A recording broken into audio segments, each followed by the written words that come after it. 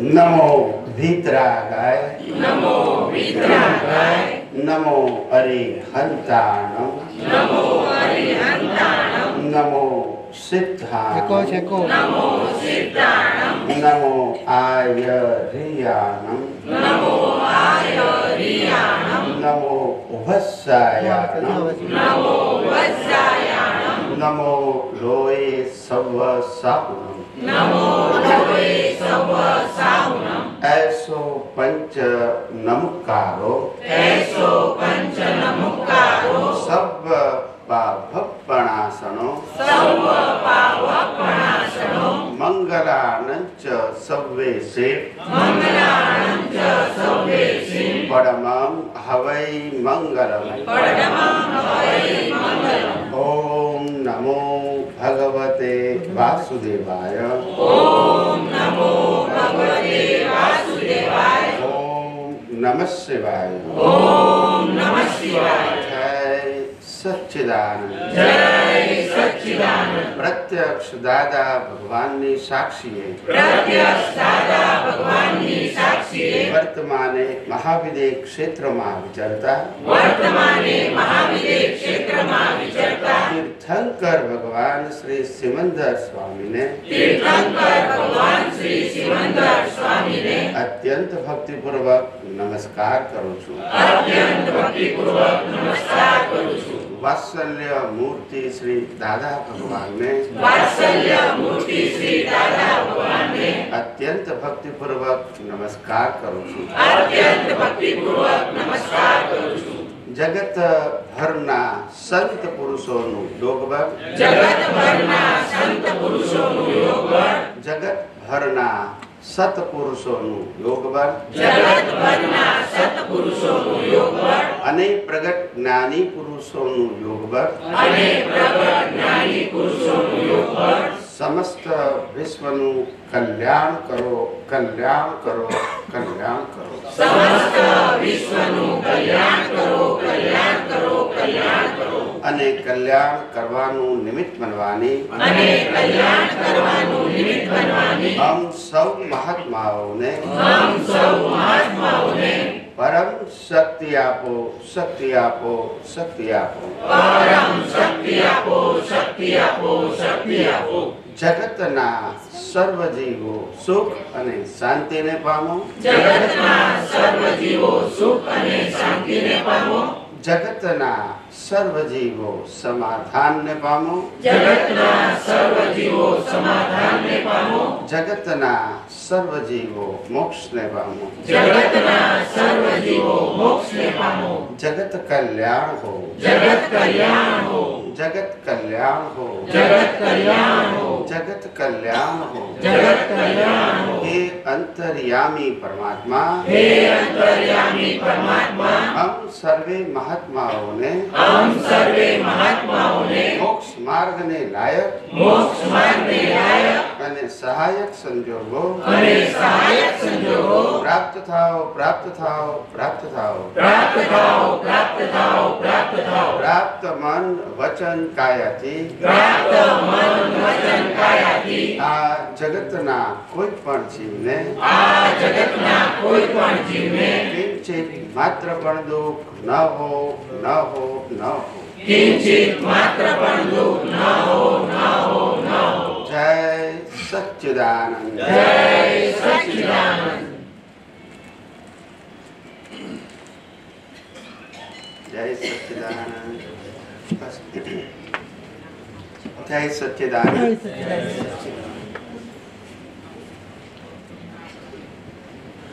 आज जे स्पिरिचुअल साइंटिस्टों ने जे सर्टिफिकेट આપવામાં આયા हिंदी में बोलिए हाँ हिंदी में आज जो अभी जो स्पिरिचुअल साइंटिस्टों को स्पिरिचुअल साइंटिस्ट का Recording in progress. जो सर्टिफिकेट सबको दिया गया बांटा गया लोगों आवाज स्लो છે हाँ पाछળ संभળાય છે ओके ओके तो सभी जो सर्टिफिकेट का मतलब क्या है वो समझो पहले। हमारा सर्टिफिकेट का मतलब ये है कि ऑफिशियली आप अभी सर्टिफाइड हो गए दूसरे को ये विज्ञान बताने के लिए। आप समझे?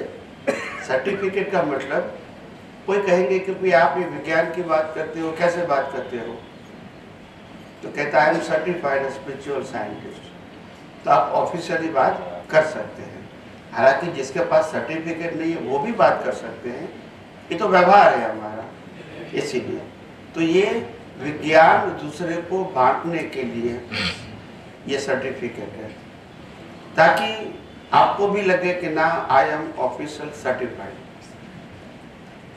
तो हमारा जीवन का मकसद एक ही है कि कैसे भी करके कोई भी माध्यम से ये विज्ञान लोगों के पास पहुंचे, क्योंकि विज्ञान तो किसका है?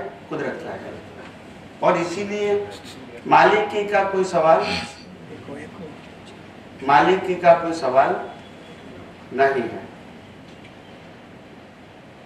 बस। तो मेरा कहने का मतलब यह है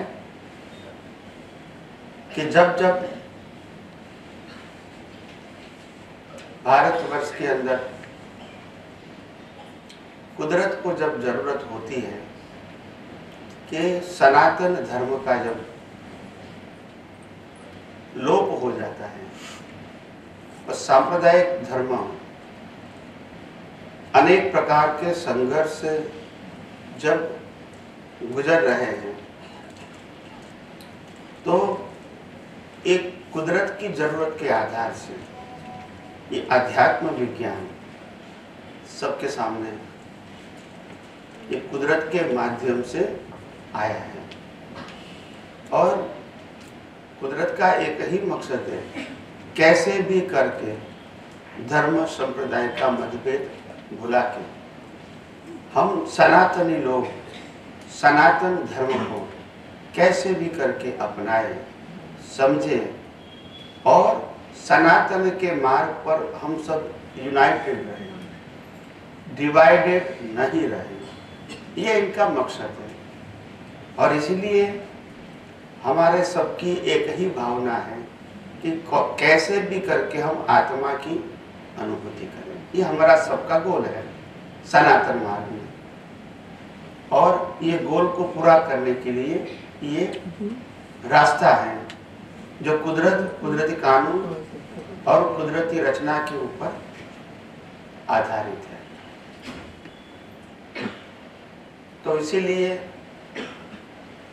हम अपने जीवन में यही चाहते हैं कि लोग विज्ञान को जाने, समझे, उपयोग करें, अनुभव करें और नए नए लोग ये विज्ञान को जानने की जिज्ञासा रखें। और आप सब लोग जहाँ भी हैं वहाँ आपके पास आए, प्रत्यक्ष आए, फोन पे बात करें, जूम पे बात करें, कोई भी एंगल से बात करें, मगर विज्ञान समझने के लिए लोग तैयार हुए, एक माहौल बने, ये हमारी भावना है।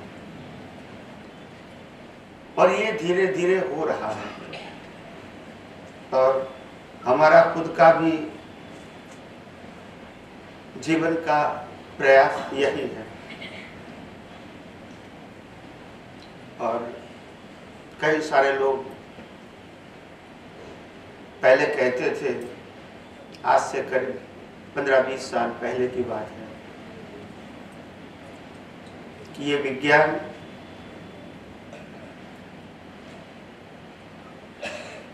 आपके माध्यम से हजारों लोगों को कैसे पहुंचेगा, क्योंकि तुम्हारे पास जो बेस होना चाहिए वो बेस न संस्था है, न फॉलोअर्स है, न मंदिर है, न हॉल है, तो लोगों के पास कैसे पहुंचेगा?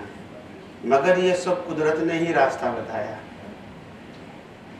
मीडिया का रास्ता कहो, यूट्यूब का रास्ता कहो, टीवी का माध्यम कहो, किताबों का माध्यम कहो, जूम का माध्यम कहो, और कोविड के माध्यम से बहुत सारे लोगों को कंटिन्यूअस ये विज्ञान के बारे में जानकारी मिली।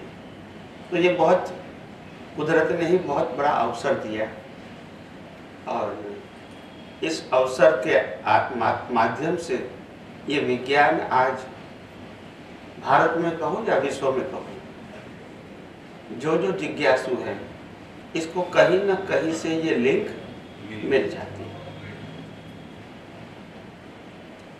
और इसीलिए ये जो लिंक मिलती है तो समझ लेना कि कोई ना कोई आपका पिछले अवतार का भाव होगा कि धर्म से कुछ आगे की बात हमको समझनी है, तभी ये लिंक मिलती है, नहीं तो नहीं मिलती है। एनीवे, आज का सत्संग यहाँ शुरू करते हैं। प्रश्न आए हैं तो मेरे को दे दो।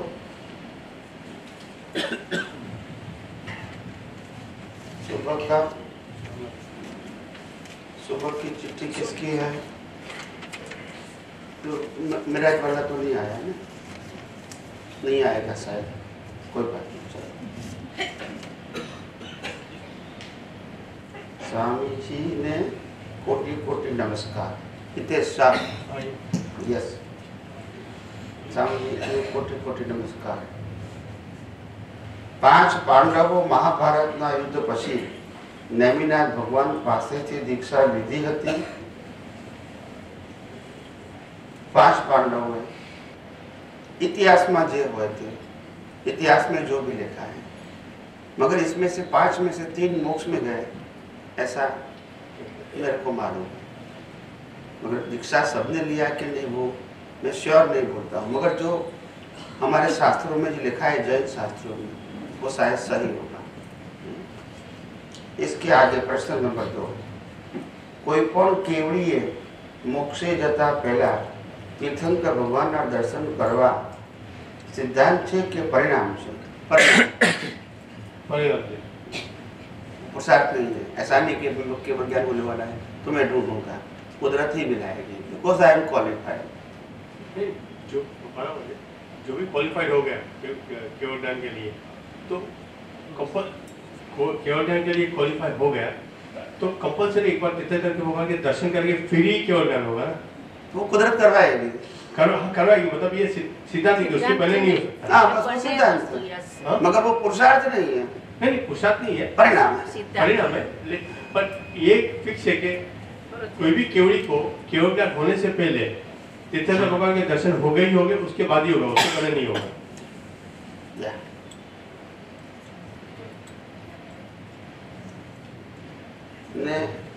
नेक्स्ट, दीक्षा लेवी सिद्धांत છે કે પરિણામ છે? केवड़ी मारे। हाँ, दीक्षा लेवी वो तो परिणाम ही है, पुरुषार्थ नहीं है। पुरुषार्थ तो लास्ट बर्थ में होता ही नहीं, पुरुषार्थ मतलब वो लास्ट बर्थ में किसी को पुरुषार्थ होता ही नहीं। तो कंपल्सरी मतलब ऐसे दीक्षा को हम जिस प्रकार दीक्षा लेवी हो सकता है, हम जिस प्रकार से दीक्षा शब्द का जो प्रयोग करते हैं आज के समाज में, ऐसी दीक्षा नहीं होती है। हम जिस प्रकार से दीक्षा मानते हैं ना, अभी हमारे जो धर्मों में दीक्षा का एक प्रक्रिया है, घर बार को छोड़ना, कपड़े को चेंज करना, ये जो हमारी परंपरा, भगवा पहनना, सफ़ेद वस्त्र पहनना या दिगंबर बनना, ये जो हमारी परंपरा है, ऐसी दीक्षा की परंपरा उस समय में नहीं थी। दीक्षा का मतलब होता है जिनको संसार से कोई मतलब नहीं, वो जंगल में चले जाते हैं और अपनी आत्मा की साधना के लिए चले जाते हैं। इसको और कोई इंटरेस्ट, अभी जब इसको मोक्ष में जाना है तो कुछ पाना खोने का तो सब्जेक्ट ही नहीं है, जीना मरना भी सब्जेक्ट नहीं है। आप समझे ना, सही बात होती है। तो दीक्षा हम जिस प्रकार से कहते हैं ऐसा नहीं होता है। ओके। और केवड़ी जब तीर्थंकर भगवान के दर्शन करते हैं, जिसको केवल ज्ञान होने वाला है, तो जैसे दर्शन किया तुरंत हो जाता है कि साल दर्शन करने के बाद 7 5 साल लग जाता है? तो ड्यू डेट के पास होता है, ड्यू डेट। मतलब तीर्थंकर भगवान को मिलना और ड्यू डेट के बाद उसी वक्त ड्यू डेट उसी वक्त रहती है कि कभी भी हो सकती है, 5 साल के बाद भी हो सकती है? कभी भी हो सकती है। पर आज दर्शन किए केवड़ी ने तीर्थंकर भगवान के, 5 साल के बाद भी हो सकता है केवल में, नेसेसरी उसी वक्त वो तो ड्यू डेट की बात है। ड्यू डेट सबका अलग अलग होता है। जैसे गौतम स्वामी गणतंत्र सबको बाद में तो हुआ था। हाँ, ये सभी तो केवल ही थे, तीर्थंकर तो नहीं थे। तो तीर्थंकर के अलावा कौन है? केवली है, वो कभी भी हो सकता है। और इसीलिए सभी गणधर मोक्ष में जाते हैं। तीर्थंकर भगवान के सभी गणधर मोक्ष में ही जाते हैं, सभी गणधर। तभी इसको साधु साध्वी आचार्य के पद में नहीं है। और गणधर पद तीर्थंकर के पास ही होता है, उसके बाद गणधर शब्द नहीं होता है। तीर्थंकर नहीं होता है तो गणधर शब्द नहीं होता। आचार्य, उपाध्याय, साधु और साध्वी यहाँ तक रहता है। गणधर शब्द फिर नहीं आएगा। समझ में आया? और सभी गणधर मोक्ष में ही जाएंगे, वो सेम बर्थ में। गणधर के जो शिष्य वगैरह थे उसी समय उसी जन्म में जाते हैं। Same birth. गणधर के अंडर में जो शिष्य रहते हैं गणधर की वो कंपल्सरी है।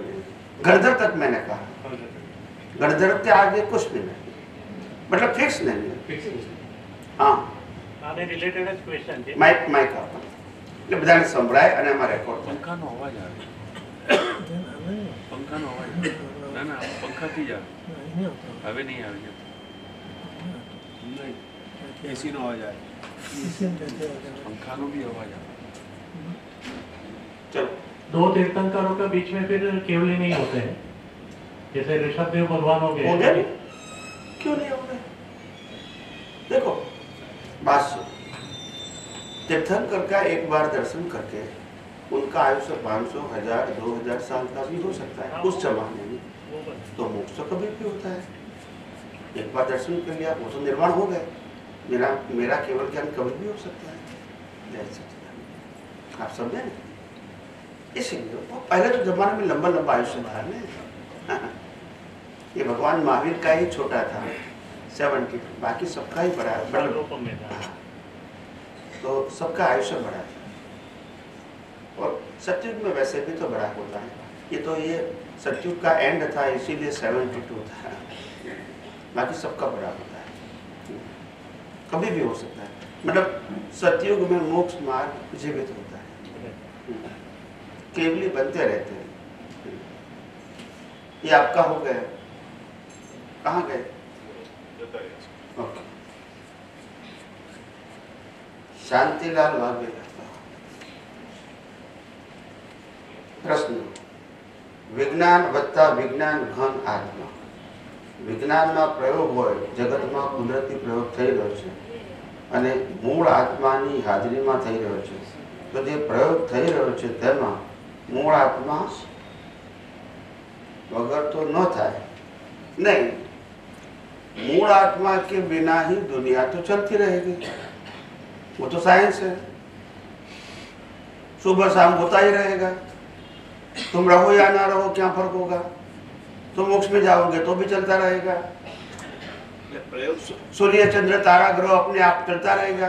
सूर्योदय सूर्यास्त होता रहेगा, पूनम अमास होता रहेगा, बढ़ती ओट होती रहेगी, ठंडी गर्मी बारिश होती रहेगी. ये सब साइंस है. तो कोई होने ना होने से क्या मतलब है?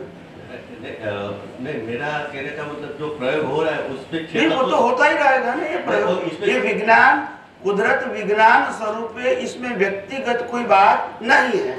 कोई है या नहीं है ऐसा नहीं है. जानने वाला हो वो अलग चीज होती है, मगर कोई जानने वाला नहीं है तो भी कुदरत अपने आप काम करते रहेगी. कोई जाने न जाने मतलब क्या है? नहीं, मेरे कहने का मतलब जो प्रयोग हो रहा है उसमें 6 तत्वों की तो हाजिरी होगी ना. आप समझे नहीं. मैंने क्या कहा?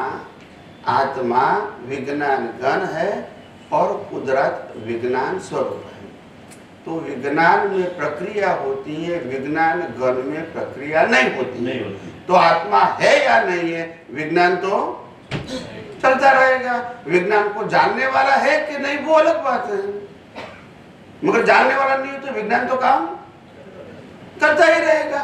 जंगलों में कोई नहीं है तो भी दिन दरार तो होते ही रहेंगे, पूनम अमास तो होती ही रहेगी.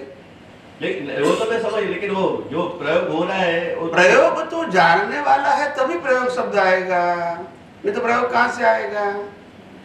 वो समझ. जब कोई जीवित व्यक्ति नहीं होगी तो प्रयोग शब्द कहाँ से आएगा? बाकी कुदरत तो अपने आप काम करते रहे, कोई जाने या ना, उनको क्या फर्क होगा?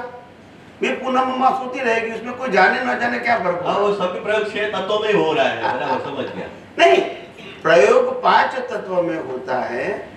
प्रयोग अपने आप और प्रयोग को जानने वाला आत्मा की हाजिरी वाला होता है, और आत्मा की हाजिरी वाला नहीं है तो भी प्रयोग तो अपना काम। जिस गैलेक्सी में भी कोई जीव नहीं है वहां भी प्रयोग तो चलता रहता है। कोई जानने वाला है या नहीं है उससे कोई मतलब नहीं। जानने वाला होगा तो वो जान सकता है, नहीं जानेंगे तो विज्ञान तो अपने आप काम, वो तो ऑटो मोड है। हाँ, तो जैसे स्वामी बताए कि ये यथा पिंडेशो ब्रह्मांड है, ये जो ब्रह्मांड है वो हमारा बॉडी ब्रह्मांड का मॉडल ही है, तो उसमें भी जो प्रयोग हो रहा है वो और दोनों सेम ही है, वो भी ऑटो मोड है। हमारी बॉडी का जो प्रयोग चलता, हाँ यहाँ जानने वाला है मगर जानने वाला नहीं है, वो भी दुनिया में प्रयोग तो होता रहता है। मैं प्रयोग शब्द तब बोलेंगे जब जानने वाला होगा, तो नहीं तो वो तो ऑटो मोड चलता ही रहेगा। प्रयोग तो जानने वाला होगा तब प्रयोग बोलेंगे, नहीं तो प्रयोग की जरूरत नहीं। साइंस तो अपने आप काम, H2O से पानी होता ही रहेगा, कोई जाने यहाँ लॉ ऑफ ग्रेविटी चलती रहेगी, लॉ ऑफ इवोल्यूशन चलता ही रहेगा, कोई जाने ना जाने उसको क्या फर्क है। तो विज्ञान अपने आप काम करता ही रहेगा, मगर विज्ञान की जानकारी होने से आपको सनातन सत्य की बात समझ में आती है, और इसीलिए रिलेटिव सत्य की वैल्यू धीरे धीरे खत्म हो जाती है। और रिलेटिव सत्य की वैल्यू खत्म हो गई मतलब अज्ञान खत्म हो गया, मतलब कर्म बंद नहीं होगा, बस यही साइंस है। तो एक न एक दिन हमको सनातन सत्य समझना पड़ेगा। दूसरा स्वामी जी, एक रिलेटिव प्रश्न है कि अभी हमारे गांव में एक भागवत पितृ मोक्षार्थ भागवत सप्ताह का आयोजन किया गया है। कौन से नाम बोला? हमारे गांव में जामनगर। कौन से नाम क्या बोला? गांव नहीं, आपने नया नाम बोला। कौन से भागवत? पितृ मोक्षार्थ। पितृ मोक्षार्थ, हाँ बस वो सुनना चाहते। पितृ मोक्षार्थ भागवत कथा का आयोजन तो मातृ मोक्षार्थ नहीं होता है, दोनों वो टाइटल दिया हुआ है कि पितृ मोक्षार्थ भागवत कथा का आयोजन। पोथी बेसाड़े ने बिरु आपको नहीं, पर इसमें पितृ ही आता है कि मातृ पितृ भी आता है? क्या पता नहीं है, लेकिन ऐसा टाइटल है। मातृ पितृ दोनों नहीं, मेरे को नहीं जानकारी है इसलिए पूछ रहा हूँ। कोई भी आप ब्राह्मण के पास जाओगे, कोई नदी बगीर गंगा वंगा जाएंगे तो पितृ तर्पण, कोई मातृ तर्पण नहीं बोलते, इसीलिए मैंने कहा। तो क्या पिता का ही होता है कि माता का होता है? मातृश्राद्ध અહીંયા થાય છે સિદ્ધપુર આગળ ત્યાં માતૃશ્રાદ્ધ થાય। मैंने सुना नहीं कोई मातृ श्राद्ध करने के लिए नहीं, पितृ श्राद्ध करने के लिए सुनने को मिलता है। मातृ श्राद्ध को मैंने सुना नहीं, गए होंगे हमारे को पितृ का श्राद्ध करना है, ऐसा तो मैंने बहुत सुना है। बे गाम है अलग, माताનું અહીંયા પિતાનું नहीं। तो प्रश्न यह है कि पितृ मोक्षार्थ भागवत कथा का आयोजन है, तो भागवत कथा पितृ के लिए कितनी वो पहुंच सकती है? ये क्या है? ओके, तो चलो इसका शास्त्रों के आधार से क्या महत्व होगा? अपने एक हमारे ब्राह्मणों ने एक माता पिता की जो भावना होती है वो भावना अपनी परंपरा में जीवित रहे, इसका एक छोटा सा प्रयोग है। देखिए आजकल क्या है, माता पिता को जीते जी भी छोड़ देते हैं, तो ये हमारी संस्कृति नहीं है। हम तो मरने के बाद भी उनको याद करते हैं, उसके नाम पे कुछ दान पुण्य करते हैं, ये हमारी संस्कृति ने बताया है, आप समझे। तो आज विदेशों में भी अलग प्रकार से ये प्रक्रिया चलती है। पितृ या मातृ तर्पण ऐसा नहीं बोलते, मगर माता पिता के नाम पे एक पेड़ लगाते हैं, और पेड़ के लिए उसको बड़ा करने के लिए हर साल उसको खर्चा देना पड़ता है। एक साल का मानो कि $500 के $200 तो वो देना पड़ेगा। आपके पिताजी के माता जी के नाम पे एक पेड़ लगा दिया, उसका एक वन होता है जहाँ मैनेजमेंट करने वाला होता है, रजिस्टर्ड होता है कि ये पेड़ आपके पिता के नाम का है, और इसको बड़ा करते रहेंगे, पानी देते रहेंगे, और उसका मेंटेनेंस खर्चा आपको देना पड़ेगा। एक प्रकार की अच्छी परंपरा है, यानी माता पिता के नाम पे भी एक वृक्ष बनता है तो अच्छी बात है ना। ये तो सभी अच्छी बातों के लिए लोग उसको एनकरेज करते हैं, तो इसमें कोई ज्यादा कोई मतलब आध्यात्मिक मतलब निकालने की जरूरत नहीं है। तो ये उसमें कोई लाभ तो पितृ मोक्षा तो पितृ तो ये पितृ शब्द दिया समाज के लिए अच्छा है। अच्छा, समाज, संस्कृति और माता पिता के लिए प्रति अपना भाव, विवेक, ये अच्छी बात है, इसमें कोई बुरी बात नहीं। इसलिए कहा सकते इसको इस संस्कार के माध्यम, संस्कार के आधार से देखना चाहिए, व्यवहार से नहीं, या आध्यात्मिक दृष्टि से नहीं, व्यवहार से। ये पितृ तर्पण करना, मातृ तर्पण जो भी है अपनी परंपरा, अच्छी बात है। कम से कम माता पिता को जाने के बाद भी हम इसके नाम पे कुछ करते हैं, तो ये हमारी संस्कृति अच्छी कहेंगे। बाकी उसमें कोई लाभ नहीं, खाली याद करके ये भागवत कथा लाभ मतलब जो कुछ दान पुण्य करेगा तो पुण्य तो मिलेगा ना। हाँ, जो करेगा इनको तो मिलेगा, बोले जिसके नाम पे करेगा उसको नहीं मिलेगा, मगर जो करेगा उसको तो मिलेगा। वो तो अच्छी बात है। जैसे जैन धर्म में भी माता पिता के नाम पे कुछ दान पुण्य 7 क्षेत्रों में करते हैं, उनके नाम पे पूजा करते हैं, उनके नाम के गरीबों के ऊपर दान वगैरह लिखाते हैं, तो ऐसा करते, अच्छी बात है ना, अच्छी बात है। अध्यात्म से मतलब नहीं है, मगर सामाजिक दृष्टिकोण से बहुत अच्छी बात है, बहुत अच्छी बात है। माता पिता के नाम पे होना बहुत अच्छी बात है, और आजकल ये जरूरत है, ये संस्कारों की जरूरत है, वास्तव में मैं कहता हूँ, क्योंकि बच्चे कभी माँ बाप से बड़े नहीं हो सकते हैं, आप समझे। देखो एजुकेशन अलग चीज होती है, पैसा अलग होती है, अनुभव को हम एजुकेशन या पैसे से नापा नहीं जाता है, आप समझे ना। दोनों के पास 5-5 करोड़ रुपया है हस्बैंड वाइफ के पास, मगर दोनों का स्वभाव नहीं मिलता है तो अलग हो जाएंगे, और हमारे माता पिता की पूरी लाइफ साथ में रहे, तो ये संस्कार की बात है, ये अमाउंट की बात नहीं है। तो ये संस्कार का जो वारसा है तो वो रहता है, तो कम से कम माता पिता के नाम पे ये करते हैं, अच्छी बात है। तो हमारा संस्कार तो कम से कम जीवित रहे, कहने का मतलब। तो और कुछ नहीं। जय सच्चिदानंद स्वामी जी। जय सच्चिदानंद, बोलिए। કોટી વંદન સ્વામી। હવે સ્વામીજી એ પૂછવાનું છે કે આપણા મહાત્મા છે સનાતન વિજ્ઞાન, નથી મહાત્મા છે એ સનાતન વિજ્ઞાન સમજે છે, મહાત્મા છે એ સનાતન વિજ્ઞાન સમજે છે, ઉપયોગ કરે છે। હવે કોઈ પણ એક અવસ્થા છે મહાત્મા લે છે અને શુદ્ધાત્માની સ્વરૂપની જાગૃતિમાં રહી એ કુદરતી રચના જુએ છે, તો ત્યારે જે અવસ્થા છે 100% ઇરેઝ થઈ જાય છે કે એમાં કાંઈ લીકેજ રહી જાય છે, કોઈ લેવલમાં, મનના લેવલે, વાણીના લેવલે?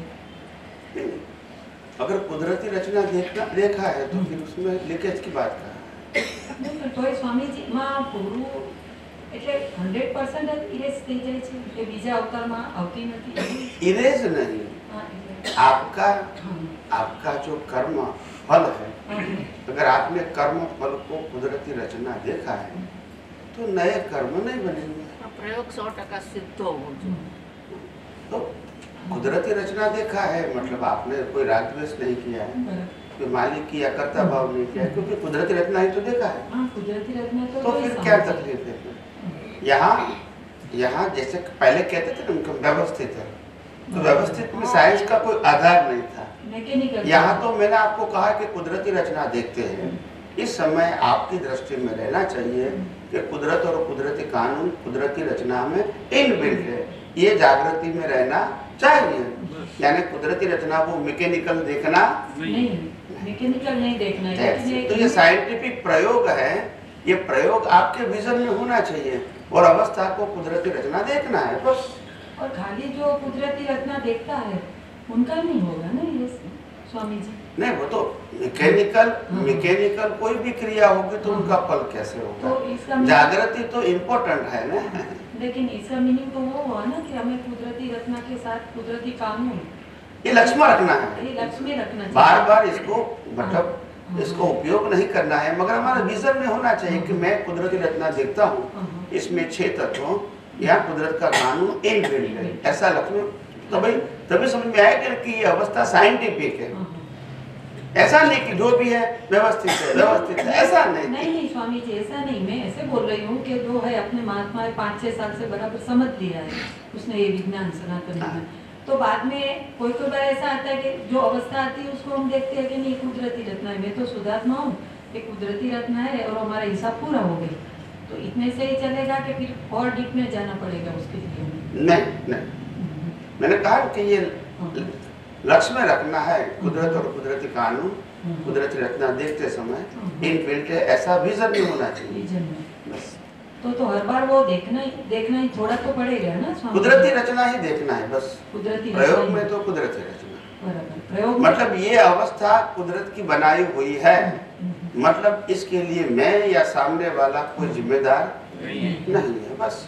जब बनाई ही उन्होंने तो हम क्या करेंगे? ये उनका इंटेंशन हो गया।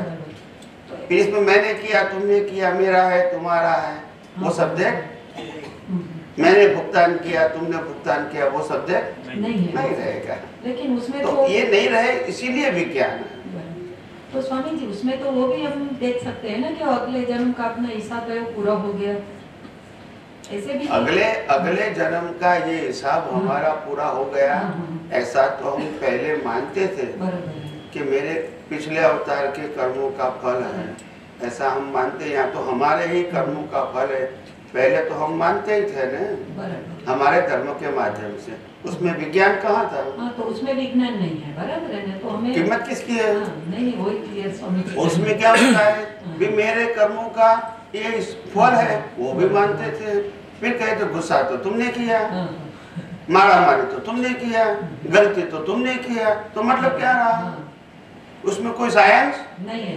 जो स्वीकारना है वो स्वीकारो, नहीं स्वीकारना है तो नहीं स्वीकारो, ये कोई साइंस नहीं। बराबर है। तो स्वामी जी के कोई लोग बोलते हैं, इसलिए मैंने क्लियर किया कि वो ऐसे भी नहीं है ना, है कर्म फल ही है, हम मना नहीं करते हैं, मगर कर्म फल के बोलने के पीछे जो साइंटिफिक विजन होना चाहिए वो नहीं था। कर्म फल आंसर तो सही है, मगर उस समय हमारा विजन साइंटिफिक, और इसीलिए कभी मूड आया तो बोलता है ये कर्म फल है, मूड नहीं आया तो बोला नहीं तुम्हारी गलती है। नहीं स्वामी जी, दोनों साथ में देखना है, बराबर है। नहीं एक देखोगे तो भी चलेगा, दो की जरूरत नहीं है। कुदरती रचना तो देखना ही है, बराबर है, इतना ही जरूरी है, ज्यादा देखना जरूरी नहीं है। ये तो पहले जमाने में हम देखते थे, उस समय जवाब सही था, उसके पीछे हमारा साइंटिफिक विजन नहीं था, यही मैंने बताने की कोशिश किया। वो आंसर गलत नहीं था, मगर उसके पीछे हमारा विजन साइंटिफिक नहीं था, ये मेरा कहने का मतलब है। आंसर तो सही था, वैसे व्यवस्थित शक्ति भी आंसर तो सही है, गलत नहीं है, मगर विजन नहीं है ना। तो जब विज्ञान की बात करोगे तो विजन की कीमत है, शब्द की कीमत नहीं। मेरा कहने का मतलब नहीं है, बाकी आंसर सही है, बिल्कुल गलत नहीं है। तो कुदरती कानून तो देखना ही पड़ेगा, कुदरती रचना के साथ में, कुदरती रचना के साथ जरूर नहीं है। कुदरत और कुदरती कानून देखना जरूरी नहीं है, दृष्टि में रहना चाहिए। जैसे आप कहेंगे कि मेरा हस्बैंड है, तो फिर कोई पूछे कौन है, तो कि ये मेरा हस्बैंड है। पर अगर आपको मालूम भी कि हस्बैंड क्या है, उनका स्वभाव क्या है, उनकी डिग्री क्या है, जॉब कहाँ करता है, मगर आप क्या कहेंगे ये कौन है, तो मेरा हस्बैंड है। मगर पूरी पिक्चर तो आपको मालूम है, फिर जितने प्रश्न करेंगे आप उसका उत्तर देंगे, मगर आपके विजन में तो है ना। तो विजन है वो बताने की जरूरत नहीं है। जितना प्रश्न किया इतना उत्तर दो। तो हमने कुदरती रचना देखा, काफी है। हाँ, कुदरती रचना देखा, उस समय विजन में होना चाहिए कुदरत और कुदरती कानून है, बस। तो वो अपने आप अवेयरनेस में होना, जैसे पूरी लाइफ सामने वाले व्यक्ति की अवेयरनेस में होती है ना, ऐसे याद होने चाहिए। बोलने की जरूरत या उपयोग करने की जरूरत नहीं है, पता होना चाहिए, पता होना चाहिए, बस बस यही। जय सच्चिदानंद। जय सच्चिदानंद स्वामी। कोई चिट्ठी बिट्ठी है? चिट्ठी हो तो कागड़ हो तो मोकला दो। जय सच्चिदानंद स्वामी जी। जय सच्चिदानंद। नानी कृष्ण बोलो। અમારે બેઝિક ઝૂમ મીટિંગમાં એક મહત્વનો પ્રશ્ન છે, તો હું રાખું છું એના તરફથી. બોલો. પ્રતિષ્ઠિત આત્મા અને માન્યતા બંનેનું થોડુંક વિવરણ સમજવું છે, અને બંને એક છે કે પ્રતિષ્ઠિત આત્માની અંદર માન્યતા છે, એ થોડું સમજવું છે. प्रतिष्ठित आत्मा और मान्यता ये दोनों एक है या अलग है? देखो, प्रतिष्ठित आत्मा के अंदर जब तक अज्ञान है, जी प्रतिष्ठित आत्मा के पास जब तक अज्ञान है वहां तक मान्यता है। जी वो मान्यता दो प्रकार की है, हाँ जी या तो वो रिलेटिव है या तो रियल है, मगर मान्यता तो रहेगी। मान्यता रहेगी। प्रतिष्ठित आत्मा है वहां तक मान्यता रहेगी, चाहे रिलेटिव सत्य की चाहे सनातन सत्य की। और प्रतिष्ठित आत्मा कब हो खत्म हो जाएगा? जब अज्ञान रहेगा नहीं तब तो प्रतिष्ठित आत्मा रहेगा, नहीं, क्योंकि अभी उपयोग करना नहीं, नहीं है। बोलो। अभी और प्रश्न क्या है बताइए। हाँ जी, नहीं वो बेन जी का जो प्रश्न था वो क्लियर हो गया कि प्रतिष्ठित आत्मा का जो रूप है वो मान्यता के आधार से ही खड़ा हुआ है, मैं ऐसा समझा हूँ।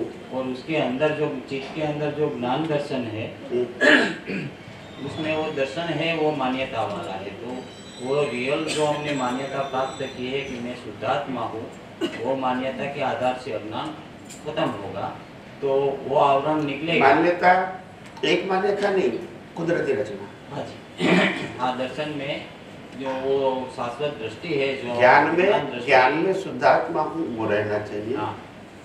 और दर्शन में कुदरती रचना दिखना चाहिए। दिखना चाहिए। हाँ तो वो आवरण हटेगा तो मान्यता भी नहीं रहेगी। यस, जी हो गए। जय सच्चिदानंद स्वामी। जय सच्चिदानंद। बोलिए। आपके चरणों में कोटि कोटि वंदन। बोलिए। श्रुत ज्ञान, मति ज्ञान और केवल ज्ञान। केवल ज्ञान बीज का परिणाम है। मति ज्ञान हम श्रुत ज्ञान प्राप्त होने के बाद समझ में पक्की करके चिंतन मनन के कारण तो पुरुषार्थ में, मगर श्रुत ज्ञान पुरुषार्थ है कि हमें प्राप्त होता है। बताओ। श्रुत ज्ञान वो परिणाम है, प्रत्यक्ष सुनते हैं या पढ़ते हैं दोनों परिणाम है। मति ज्ञान पुरुषार्थ। बराबर। श्रुत ज्ञान हमें जो प्राप्त होता है वो हमारे अगले जन्म के भाव के हिसाब से यस हमें प्राप्त होता है। तो श्रुत ज्ञान में कोई पुरुषार्थ नहीं है। इसमें बैठ जाओ। आप बोले प्लीज। श्रुत ज्ञान हमारे पूर्व भाव के हिसाब से प्राप्त होता है, मगर इस जन्म में हमारा श्रुत ज्ञान के लिए कोई पुरुषार्थ नहीं है। संजोग मिलेगा तभी तो सुनने और पढ़ने का मिलेगा। हाँ, पर संजोग तो कुदरत देगी ना। वही तो परिणाम बोला इसलिए मैंने। अच्छा। ये पुरुषार्थ की कहाँ बात है? जब मैंने परिणाम बोला मतलब आपके हाथ में नहीं है। पुरुषार्थ बोला तो वो आपके हाथ में है। नहीं, कभी ऐसा प्रश्न होता है कि श्रुत ज्ञान की चौपड़ी है हमारे पास, मिली ज्ञान ने किसी ने बताई, हमें मिली भी, हम पढ़ते नहीं है। हम पढ़ते नहीं है वो चौपड़ी, हमारे पास पुस्तक है ज्ञान की, मिली है, समझाए भी उसमें कि इसमें ये सही है, बात अच्छी सोच, फिर भी हम प्रमाद के बस पढ़ते नहीं है तो हमें वो ज्ञान प्राप्त नहीं होता है। मतलब पुस्तक प्राप्त हुई मगर हमने पढ़ा नहीं तो वो श्रुत ज्ञान थोड़ी है। वो नहीं तो हमारा उदय कर्म उतना ही था। वो श्रुत ज्ञान थोड़ी है। श्रुत ज्ञान का मतलब पढ़ना होता है, सुनना होता है। किताब वो श्रुत ज्ञान नहीं है, किताब श्रुत ज्ञान का माध्यम है, किताब खुद श्रुत ज्ञान नहीं है। नहीं, पर किताब के माध्यम से पढ़ेंगे तो श्रुत ज्ञान प्राप्त होगा। तो पढ़ेंगे तो नहीं पढ़ेंगे तो बोलते नहीं है। नहीं पढ़ेंगे तो प्राप्त नहीं होगा। तो पढ़ेंगे वो पढ़ेंगे वो पुरुषार्थ नहीं हुआ। वो पुरुषार्थ नहीं है, ये भी संजोग है। बिना संजोग आप कैसे पढ़ोगे? आलस की वजह से नहीं पढ़ते तो आलस कहो जो भी कहो, मगर तुम्हारा संजोग नहीं है तो नहीं पढ़ सकते। सबकी उदय कर्म की जो परिस्थितियां हैं वो सबके इक्वल नहीं होती है।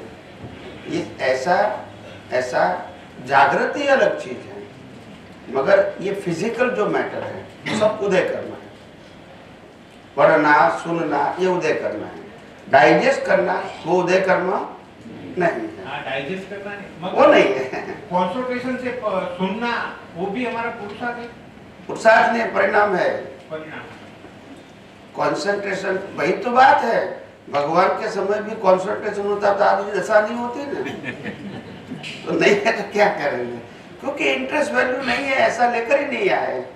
भगवान का विनय विवेक करते हैं मगर इंटरेस्ट वैल्यू उनकी बातों में नहीं है, तो वो क्या करेगा? तो फिर सुना वन निकल गया। अभी आप समझे। और दूसरा एक वाक्य है, राग का परिणाम द्वेष और द्वेष का परिणाम राग, वो सिद्धांत है या रिलेटिव बात है? वो व्यू पॉइंट है। व्यू पॉइंट तो साइंटिफिक प्रूव भी होता है, तो यही समझ। पहले बहुत बार पूछा गया प्रश्न,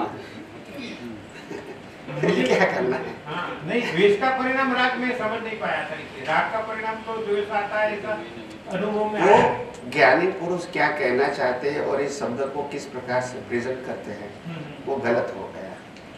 राग से द्वेष होता है और द्वेष से राग होता है, ये उनका कहने का मतलब बताया। द्वेष करने से राग होता है, द्वेष करना वो अटैचमेंट है, और राग करने से द्वेष होता है क्योंकि नहीं मिलता है तो नेगेटिव हो जाता है। आप समझे कि नहीं? नहीं कहता है कि भी दोनों को प्रेम हो गया, फिर शादी करने का मना किया तो फिर फेंक दिया उसको तो क्या हो गया? तो द्वेष हो गया। तो ऐसा हो गया ना, राग का द्वेष हुआ ना। राग का द्वेष तो समझ में आता है, द्वेष का राग पसंद नहीं समझ में आता है। द्वेष के कारण राग होता है वो समझ में नहीं आता है। द्वेष के कारण राग का मतलब जिन व्यक्ति के प्रति तुम्हारा द्वेष है उसके साथ तुमको अटैच होना पड़ेगा नेक्स्ट बर्थ में भी, तुम उससे अलग नहीं रह सकते हो हिसाब के अधीन। द्वेष का परिणाम तो द्वेष ही आएगा ना? हाँ, नहीं, द्वेष नहीं आएगा, द्वेष का अनुभव होगा आपको। दोनों मिलेंगे ना, तो आपकी बात वो नहीं सुनेगा तो द्वेष होगा। मगर मिला क्यों? आप दोनों मिले क्यों? तो हिसाब के नहीं, हिसाब तो है, मगर आपने द्वेष किया, उसका मतलब ये हुआ कि द्वेष का मतलब उनके साथ आपने कॉन्ट्रैक्ट किया। क्या किया? कि मैं उनको छोड़ूंगा नहीं। समझ में आया? तो इसको मिलना तो जरूरी है पूरा करने के लिए। हिसाब क्या रहा है? समझ में आया? हिसाब करने के लिए मिलना जरूरी है। हाँ, मगर उसके प्रति भाव प्रेम थोड़ा होगा, उसको देख के ही फिर तो उसके बाद गुस्सा ही करेगा ना। हिसाब हिसाब में गुस्सा करेगा, वो आपकी बात सही है। परिणाम स्वरूप जब व्यक्ति का गुस्सा होता है, उसको लगता है कि गुस्सा करने से कोई फायदा नहीं है तो फिर राग करता है। नहीं, कभी घर में थक जाते नहीं है गुस्सा करते करते। ये तो इस जन्म में हमको परिणाम दिखाई देता है, कभी कभी ऐसा परिवार के साथ में ऐसा होता है। मगर किसी के साथ हमने बैर की गांठ बांध ली और उसमें भी दिखा देंगे, उसको अगले जन्म में भी नहीं छोड़ेगा, ऐसे उसमें भी होता है। तो उसमें प्रेम कहाँ से आता है? कहीं सारे संजोग में ऐसे आते हैं। कोई धर्म के माध्यम से, शास्त्रों के माध्यम से, धर्म गुरु के माध्यम से कोई बात ऐसी सुनते हैं तो एकदम से लगता है कि ये द्वेष करने की जरूरत नहीं, तो वो प्रेम करना लगता है। भाई भाई के बीच, खास करके पति पत्नी के बीच, माँ बाप और बेटे के बीच ऐसा हो जाता है कभी। फिर एक अचानक से एकदम प्रेम आ जाता है, द्वेष का परिवर्तन हो जाता है। वो परिवार की बात मेरा कहने का मतलब ये द्वेष है ना, वो एक प्रकार का अटैचमेंट है। और जब द्वेष वाला व्यक्ति, करने वाला व्यक्ति थक जाता है ना, तो फिर वो राग में बदल जाता है कि आखिर ये करने से क्या फायदा, मैं ही तो जलता रहता हूँ। आप समझे कि नहीं? ऐसा तो कभी जिन व्यक्ति के प्रति द्वेष करते हैं तो जलेगा वो व्यक्ति या द्वेष करने वाला जलेगा? द्वेष करने वाला भी जलेगा। वही तो बात है। मगर उसमें कितने जन्म भी निकल जाते हैं। हो भी सकता है ऐसा, मतलब साइंटिफिक तो नहीं है ना, द्वेष का परिणाम राग आएगा। वही इसलिए तो मैंने कहा ऐसा होगा, वो जरूरी व्यू पॉइंट है खाली। वही तो मैंने कहा वो साइंटिफिक नहीं है कि हर संजोग में ऐसा होगा ही, ऐसा जरूरी है नहीं है। राग वाला द्वेष में होगा, द्वेष वाला राग में होगा। राग का परिणाम द्वेष होता है, वो तो दिखाई देता है। तो जो राग है वो हमारे हिसाब से नहीं मिलता है, हमें प्राप्त नहीं होता, तो उसके प्रति द्वेष होता है, वो प्रैक्टिकल विजन में अभी भी आता है। मगर द्वेष का परिणाम राग आने में बहुत तकलीफ होती है। नहीं आता है जल्दी। कहीं कहीं ऐसे द्वेष हो जाता है कि उसको तो मैं छोड़ूंगा ही, बचपन से याद रखा है कि लास्ट तो उसको माफ नहीं कर सकते, ऐसा होता है। तो इसलिए मैंने द्वेष का परिणाम राग आए वो साइंटिफिक करना भी पड़ता है, क्या करें। हमारे सामाजिक जीवन में ऐसा होता है, कभी कभी गुस्सा आ जाता है, फिर लगता है कि ये करने से क्या फायदा हुआ, है तो वही का वही। आप समझे क्या नहीं, उसमें कोई चेंज होने वाला नहीं है, फिर स्वीकार कर लेते हैं। क्योंकि गुस्सा करने से अपनी नींद खराब हुई, सामने वाले व्यक्ति तो घर तो साथ सो गए। तो आप समझे कि नहीं। दादा भगवान को खुद का ऐसा हुआ था अपने जीवन में। एक बार दादा भगवान ने वो खाना खा रहे थे, खिचड़ी, तो उनके भाभी थे, तो बोला घी डालो, तो भाभी ने कहा नहीं, अभी जो जितना है वो इतना बराबर है। महंगा भी हो सकता है उस जमाने में, तो नहीं डाला, तो उन्होंने नहीं खाया, नहीं खाना है मेरे, रख दिया। आप समझे, खाना नहीं खाया। तो देखा कि भाई भाभी तो सो गए और ये तो उसको तो नींद नहीं आती है। तो सब दादा ने समझा कि नुकसान तो मेरे को ही हुआ, खाना भी नहीं मिला और रात भी गई, फायदा क्या हुआ, वो तो सो गए। तो फिर दादा भगवान ने कहा कभी रिसाने का नहीं, बस खाओ पियो फिर झगड़ा करो। भूखा रहे कि नहीं। तो दादा भगवान के जीवन का एक प्रसंग है, उन्होंने खुद ने बताया अपने जीवन का। ऐसे कई ज्ञानी पुरुष अपने जो होता है ऐसा, डिफिकल्ट प्रॉब्लम को भी पॉजिटिव लेके सुधार लेते हैं। हाँ, वो कहते हैं कि किसी ने हमारे गांव में किसी ने कहा कि अम्बालाल क्या है, तो मेरे को नींद नहीं आती थी। बोला अम्बालाल भाई बोलने का, अम्बालाल नहीं बोलने का। तो ये ऐसा होता है, फिर वही थक जाते हैं व्यक्ति। जब सोचते हैं ना थक जाते हैं कि ऐसा मतलब क्या है कोई अपनी नींद खराब करने का। उन्होंने जो ऐसा ही बोला होगा फ्रेंड के हिसाब से, मगर आपने काउंट कर दिया, मेरे को भाई क्यों नहीं कहा, ऐसा है। तो ये सब व्यक्तिगत बात है। फिर जब बहुत प्रकार की हैवी जलन हो जाती है ना, तो फिर लगता है कि ये मेरी सोच जो है वो ठीक नहीं, फिर टर्क हो जाती है। व्यू पॉइंट है। हाँ, बस बस हर बार होता है ऐसा जरूरी नहीं, मगर हो सकता है। हो सकता है। द्वेष में से राग भी हो सकता है, राग में से द्वेष भी हो सकता है। हो गया? जय सच्चिदानंद। एक क्वेश्चन है, प्रतिभा बेन यूके से प्रश्न भेजा है स्वामी। बोलिए बोलिए बोलिए। उनका प्रश्न है, क्या चार्ज के समय जो ग्रह होते हैं वही डिस्चार्ज के समय वही ग्रह होते हैं? वही ग्रह होते हैं। अच्छा, जो हाँ, इसलिए तो ग्रह के आधार से बताते हैं ना कि अभी आपका ये ग्रह। हाँ, उनका क्वेश्चन आगे है, जो हाँ है तो डिस्चार्ज के समय जो ग्रह होते हैं और जो 5 समवाय कारण बताए गए हैं, तो उसमें से जो ग्रह है वो काल का पार्ट है या क्षेत्र का पार्ट है? काल का पार्ट। काल का पार्ट है। समय, उस समय वो ग्रह मिलता है और वही कार्य होता है, मतलब सब मिल जाता है। 5 समवाय कारण मिलता है, उसमें ग्रह एक वन ऑफ द एविडेंस। ठीक है, जैसे वो मतलब ये संचालन कुदरत का है, हमारा नहीं है। संचालन कुदरत का है, हमारा नहीं है। ये एस्ट्रोलॉजी है, वो एक प्रकार का साइंस जरूर है, मगर आज का जो एस्ट्रोलॉजर जो है वो साइंटिफिक नहीं है। क्योंकि वैसे एस्ट्रोलॉजी वो नेचुरल गिफ्ट है, वो दिखना चाहिए। ये कोई कैलकुलेशन नहीं है। हाँ, कैलकुलेशन से आप अप्रोक्सीमेट बता सकते हैं, उसमें बहुत सारे फैक्टर होते हैं जो एट ए टाइम आपके विजन में नहीं होते हैं, इसीलिए आपका प्रेडिक्शन परफेक्ट नहीं होता है। Now understand? तो इसीलिए, मगर जिसको विजन है उसको सब दिखता है, क्योंकि वो तो एफर्टलेस है ना, किताबों के माध्यम से उन्होंने नहीं किया है, तो दिखता है और बोल देते हैं। वो कॉमर्शियल भी नहीं होते हैं। क्या नहीं होते? जिसको नेचुरल गिफ्ट होती है एस्ट्रोलॉजी में, वो कभी पैसे नहीं लेते हैं, क्योंकि विद्या को बेचा नहीं जाता है। लिसन केयरफुली, अगर बेचेंगे तो उनकी वैल्यू क्या रहेगी? कोई भी ज्ञान अगर बेचा गया तो उनकी वैल्यू नहीं रहती। आप समझे?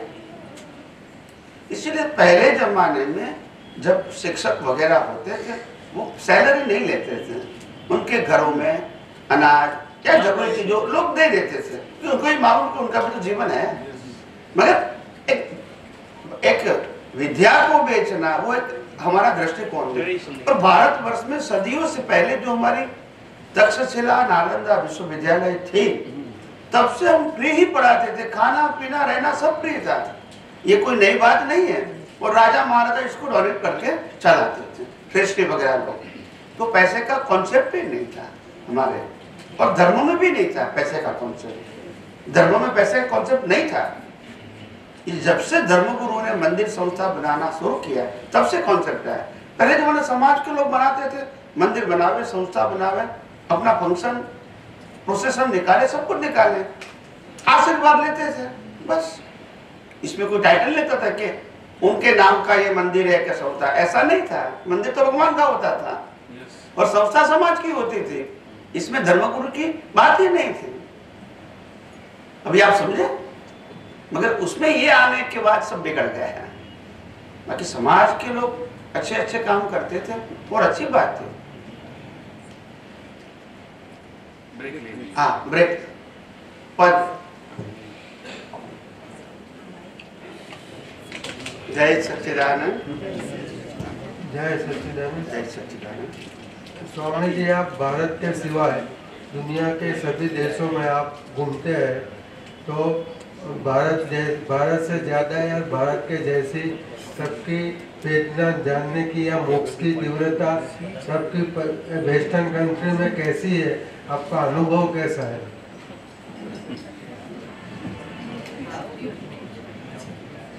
हमारे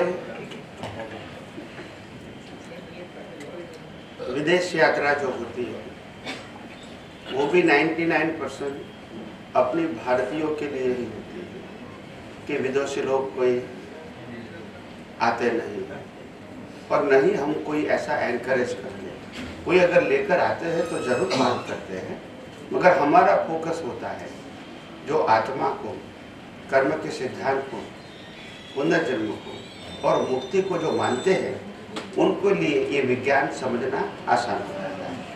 नहीं तो जिनके पास बेसिक ज्ञान नहीं है इनको समझाना थोड़ा टफ हो जाता है। फिर भी अगर कोई जिज्ञासु या इंटरेस्टेड व्यक्ति आ जाता है तो हम इसको थोड़ा बहुत समझाने की कोशिश जरूर करते हैं। मगर हमारा फोकस होता है भारतीय लोगों के लिए, जिसके पास कम से कम मैं आत्मा हूँ, भले अनुभव नहीं है मगर आत्मा हूँ, ऐसा ज्ञान तो उनके पास है।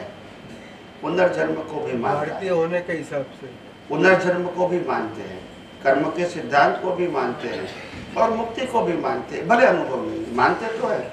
तो बेसिक चीज़ों में मानने के बाद इसको बेसिक चीज़ के लिए हमको बताना पड़ता है, मगर वो तो बेसिक भी नहीं मानते हैं, तो इनके लिए टफ हो जाता है। जब आज ये विज्ञान बस फिर भी कोई थिंकर होता है तो समझ पाते हैं विज्ञान की बात, ऐसा नहीं, मगर बहुत कम लोग होते हैं।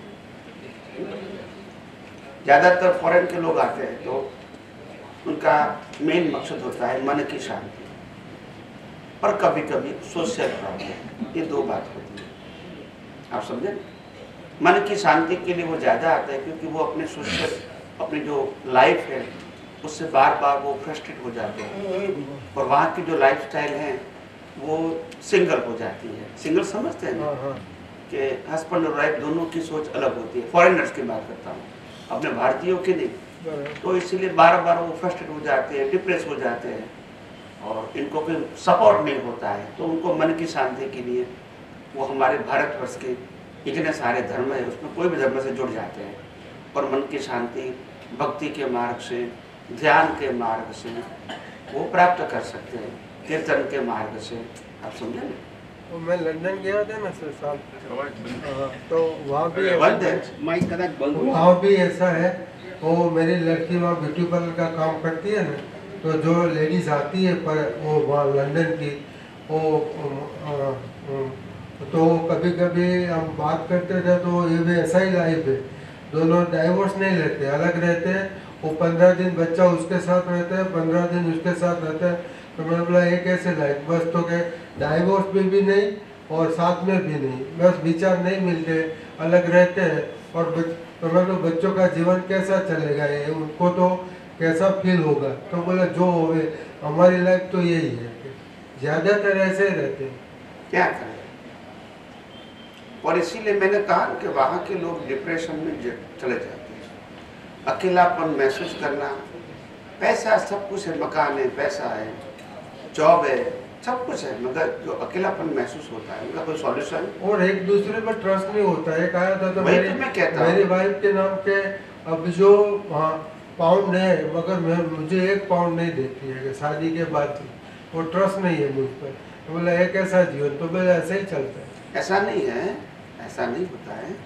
वहाँ जब मैरिज करते हैं तो एक अकाउंट कॉमन होता है दोनों के नाम का, और बाकी दोनों का अकाउंट पर्सनल होता है। फिर वो डिसाइड करते हैं कि हस्बैंड वाइफ दोनों ये अकाउंट में हमको हर महीने 1000-2000 पाउंड जमा करना है, उससे वो घर खर्चा चलाते हैं। बाकी जो पर्सनल एक्सपेंस करते हैं वो तो पर्सनल करते हैं, उसमें से नहीं लेते हैं। कॉमन एक्सपेंस जैसे घर का कोई शॉपिंग करना है, रिपेयरिंग करवाना है, रेंट लेना है, टैक्स लेना है, तो ये उसमें से करते हैं। बाकी वो पर्सनल करते हैं अपना, जैसे पेट्रोल भरना है, इंश्योरेंस लेना है, सब पर्सनल करते हैं नॉर्मली। तो दोनों का अलग होता है, आप समझे मेरी बात। और इसलिए जब डिवाइड होना है तो इजी हो जाता है, फिर वो अपना खुद का कंट्रोल कर लेते हैं। और डिवाइड हो जाते हैं तब प्रॉब्लम कहाँ आता है, जब दोनों में से एक जब काम नहीं करते, पैसा नहीं होता है, तो उनको देना पड़ता है, आप समझे। हाँ, बाकी तो दोनों कमाते हैं तो फिर पैसा का सवाल नहीं होता है, अलग हो जाते हैं बस। बाकी जो घर में पैसा दिया है वो तो खर्चे का है, तो उसमें कोई बड़ी बात नहीं है, आप समझे कि नहीं। तो इसीलिए उनका इन्वेस्टमेंट सब दोनों का अलग अलग है। कभी भी अलग होना है तो हो सकते हैं। ऐसे ही लाइफ वहाँ की है, वहाँ की लाइफस्टाइल ही ऐसी है, आप समझे। कॉमन अकाउंट तो एक रखना पड़ता है मैरिज के बाद, ऐसा है। तो ये सबका अपना अपना ख्याल होता है, मगर भारतवर्ष की जो संस्कृति है वो बहुत महान संस्कृति है। भले ही कलयुग में और आज भौतिक वातावरण के कारण ऑफकोर्स थोड़ी बहुत उनको भी असर हुई है, ऐसा नहीं कि नहीं हुई है, फिर भी हमारी जो आस्था है और संस्कृति के प्रति जो प्रेम है, लगाव है, आज भी भाईचारा है।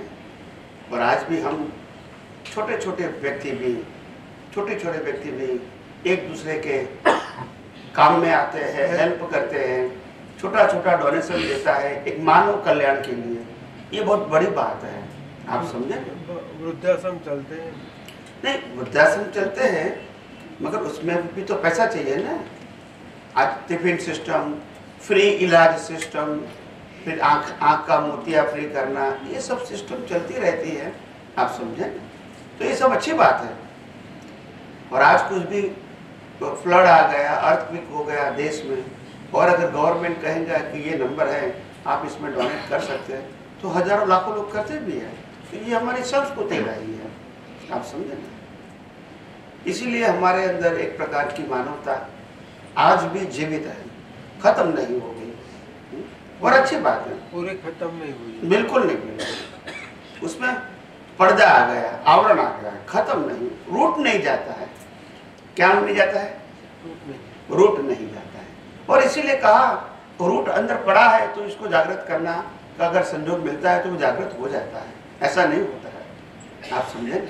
आज आप इतिहास में देखेंगे कि हमारे बच्चे जब पढ़ लिख के शादी करते हैं और फॉरेन चले जाते हैं, और फॉरेन जाने के बाद थोड़े समय के लिए माँ बाप को भूल जाते हैं।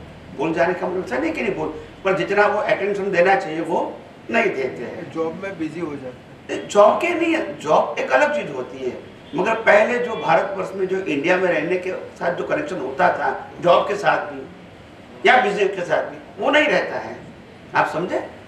तो एक प्रकार की फीलिंग कम होती है। मगर कभी कभी क्या होता है, जब इसको एक दूसरे की बातें सुनते हैं, कहानी सुनते हैं, धर्म के माध्यम से, व्यक्ति के माध्यम से, तब इनको लगता है कि नहीं, जिस माँ बाप ने मेरे को इतना बड़ा किया है तो मेरी भी एक जिम्मेदारी है। तो एक प्रकार के अंदर जो बीज पड़ा है जागृत हो जाता है, खिलता है। अभी आप समझे, उनको ज्यादा समझाने की जरूरत नहीं पड़ती है, आप समझे, क्योंकि बीज तो है, खाली खातापन डालने का था, वो पढ़ा। अभी फेसबुक में एक एग्जांपल आया था, हाँ। जब लड़का बाप बनता है ना, तो बाप का दुख क्या होता है तब उसको पता है, तब तक वो पता नहीं चलता है। हाँ। तो मैंने पढ़ा, तो मेरे लड़के को मैंने भेजा, तो उसने पढ़ा और नीचे कमेंट में लिखा यस बिल्कुल सही है। तो जब बच्चा बाप बनता है तो उसको कैसे पाला जाता है, एक दिन से लेकर यस, तो ये उसमें जिम्मेदारी ये कोई छोटी बात नहीं है। मगर क्या है कि हमारे यहाँ संस्कार अलग चीज है, वहाँ संस्कार अलग चीज है। हमारे पिता ने हमारे लिए क्या किया, जब वो बाप बनता है ना, तब पहले दिन से पता चलता है कि बच्चा एक दिन से कैसे बड़ा होता है। तब उसको रियलाइज होता है कि नहीं, हमारे माँ बाप ने भी ऐसा ही किया है हमारे लिए। यस, यही तो मैंने कहा, ये तो आपने कि हमारे अंदर संस्कार चले नहीं गए, आवृत हो गए। क्या हो गए? और अगर उसको पानी खातर मिल जाता है तो भी खुल जाता है, बड़ा से वो पढ़ते रहते हैं, लाइव हो जाता है, तो उनको भी होता है कि बात तो सही है। क्योंकि रूट तो है ना, रूट तो है, और इसीलिए तो सवाल ही नहीं। हाँ, જય સચિદાનંદ। જય સચિદાનંદ। સ્વામી, આ મન પર્યાય જ્ઞાન ને કેવી રીતે સમજવાનું? 5 જ્ઞાન કીધા એમાં બીજા બધા ખ્યાલ આવી જાય। મન પર્યાય જ્ઞાન જે કીધું એ સમજાવો ને। मन पर्याय ज्ञान का मतलब होता है कि हम दूसरे के विचारों को भी जान सकते हैं। ये केवल ज्ञान के लिए जरूरी नहीं है, जरूरी नहीं, मगर जान सकते हैं। सामेना मनना विचारों ने जानी सके એટલું જ। मगर वो सामने वाले मन के विचारों को तब जान सकते हैं जब वो अपने विचारों से अलग रहते हैं, अपने विचारों से वो अलग रहते हैं, नहीं तो नहीं जान सकते। इसीलिए तो कहते हैं वो अपने विचारों में ही फंसे हुए नहीं है, तभी दूसरे को विचार को भी अपने विचार की तरह ही वो देख सकते हैं। એવું કહે છે કે તીર્થંકર ભગવાન નીકળે ત્યાર પછી મન પર્યાય જ્ઞાન ખુલ્લું થાય। उनको तो खुला होता है, उनको तो रिजल्ट के रूप में आता है। જેથી એ એના જોબના ફંક્શનને લઈને કે સાંભળવાનું મનને ખબર પડે એટલે વગર પૂછે પણ એ આન્સર આપી દે કે શું પૂછે। वो खुला होना वो एक अलग बात है। कृपाणु देव में अतुल ने और कई सारे ज्ञानी पुरुषों को दूसरे को मन को जानना नॉट 100% मगर जान सकते हैं, तो एक प्रकार की उनकी क्वालिटी के आधार से ये उसको अनुभव में आता है। हर बार बताना जरूरी नहीं, मगर जानते हैं। हम मतलब बतावे नहीं बताया बाद में उनको पता चल जाता है, उनको पता चल नॉट 100% मगर उसको पता चल जाता है। तो जिसको गिफ्ट है वो तो 100% जान सकता है किसी का भी, वो एक अलग बात है। पर स्वामी जी, जो मानव पर्याय ज्ञान होता है उसके बाद एक ही ज्ञान बचता है, केवल ज्ञान, बराबर। तो मानव पर्याय ज्ञान तो बहुत बड़ा डेवलपमेंट है ना, उसके जरूरी नहीं है, केवल ज्ञान के लिए जरूरी नहीं, केवल को मनोप्रज्ञान होना जरूरी नहीं है। तीर्थंकर को नियम से होता है, वो सीरियल में नहीं चलता है। मति ज्ञान, श्रुत ज्ञान, अवधि ज्ञान, मनोप्रज्ञान ज्ञान और केवल ज्ञान, ये ज्ञान है। मगर मति श्रुत जरूरी है, अवधि मनोपर्याय जरूरी नहीं है, केवल ज्ञान के लिए जरूरी नहीं। अच्छा, किसी को प्रकट होता है नहीं होता है वो अलग बात है, मगर ये होने के बाद ही केवल ज्ञान होगा ऐसा सीरियल में नहीं है। वो कृपाणु देव का था ना वो ज्ञान, मनोपर्याय ज्ञान भी था, अवधि ज्ञान भी था। उनको दिखता था कि ये होने वाला है, तो ये मगर ये उसको 100% नहीं बोलते हैं। कभी कभी उसको दिख जाता है, किसी कभी नहीं भी दिखता है। ये ज्ञान क्वालिटी के आधार से प्रकट हुआ है, और जिसको गिफ्ट मिलती है वो तो उसको 100% होता है, वो लेकर आए हैं। और ये अवतार के पुरुषार्थ की क्वालिटी के आधार से हुआ, वो एक अलग बात है। तो वो 100% नहीं होता है, मगर जब नेक्स्ट बर्थ में रिजल्ट के रूप में आता है तो वो 100% होता है, भले वो बोले या ना बोले। भगवान को सब दिखता है, कहाँ बोलते हैं किसी का? क्यों ऐसा उपयोग करेंगे? उपयोग क्यों करेंगे? बिना उपयोग नहीं दिखता है उनको, मगर उपयोग करें तो देख सकते हैं, मगर वो नहीं करेंगे। उसमें इंटरेस्ट, रिलेटिव सत्य में इंटरेस्ट नहीं होता है इनको। अब स्वामी जी जो मोक्ष के लिए जो 4 पायल बनाए हैं, ज्ञान दर्शन चारित्र और मोक्ष, बराबर? ज्ञान चारित्र और तप, ज्ञान चारित्र, ज्ञान दर्शन चारित्र तप, ज्ञान मोक्ष दर्शन चारित्र न तप। अभी ये समाज में, हमारे जैन समाज में क्या चल रहा है, तप को प्राधान्य दिया है। ज्ञान दर्शन चारित्र वो पूछते हैं तो बोले भगवान ने जो बताया वही ज्ञान है, वो पर वो तप को ज्यादा दिया, लास्ट छेल्ला तक पाया है उसको पहले दिया है और पहले 3 को नहीं देते, तो ये वो सही नहीं है ना। अभी तो पुण्य का मार्ग है, ये तब ज्ञान तब थोड़ी है। अच्छा। ये जो तप की बात करते हैं वो ज्ञान तप थोड़ी है, पुण्य वो अज्ञान तप है, पुण्य का कारण है। अज्ञान तप मतलब सही ज्ञान नहीं है, और ज्ञान तप का मतलब अज्ञान निकालना। अज्ञान निकालना। जैसे बताऊं मैं आपको, जैसे मेरे को मालूम है कि मैं शुद्धात्मा हूँ, बाकी सब कुदरती रचना है, ठीक है, तो ज्ञान दर्शन तो मेरे पास है। चारित्र का मतलब होता है उसका उपयोग करके जो अनुभव होता है वो चारित्र होता है। वितराग चारित्र बोलते हैं, आत्मसात होता है, उसको वितराग चारित्र, आत्मसात वितराग चारित्र। अभी ज्ञान दर्शन मेरे पास है, मगर मेरे को जहाँ तक वो कुदरती रचना होते हुए भी कुदरती रचना नहीं दिखता है, उस समय के पीरियड को तप बोलते हैं। तो ज्ञान और चारित्र में आने से पहले जो समय लगता है वो तप है। वो तप अज्ञान को मिटाने के लिए, पुण्य के लिए तो अभी जो तप बोलते हैं धर्म में वो तो पुण्य के लिए, वो अज्ञान मिटाने के लिए। जब तक चारित्र में नहीं आता है तब तक जो समय है, मगर चारित्र मतलब, चारित्र का मतलब अनुभव, चारित्र का मतलब ये नहीं, चारित्र इसको बोलते हैं, वो रिलेटिव अनुभव में आना चाहिए, जो दिखना चाहिए। अभी आप समझे, नहीं दिखना नहीं चाहिए, खुद को अनुभव में, बाहर नहीं दिखेगा, ये फिजिकल नहीं है ना। नहीं, हर उदय काल में हमें वो अनुभव होना चाहिए, अनुभव होना चाहिए। वही बाहर किसी को दिखे ना दिखे इससे कोई मतलब नहीं है। वही भगवान महावीर को केवल ज्ञान हो, किसको नहीं दिखेगा तो क्या करेंगे, ये कोई देखने की बात थोड़ी है। नहीं, हर मैं चारित्र होना चाहिए, दिखना चाहिए हमको, उनको अनुभव होना चाहिए, हर उदय काल में वो हाजिर रहना चाहिए। तो कहने कहा ने जो पुरुषार्थ कर रहा है इसको अनुभव होता रहना चाहिए।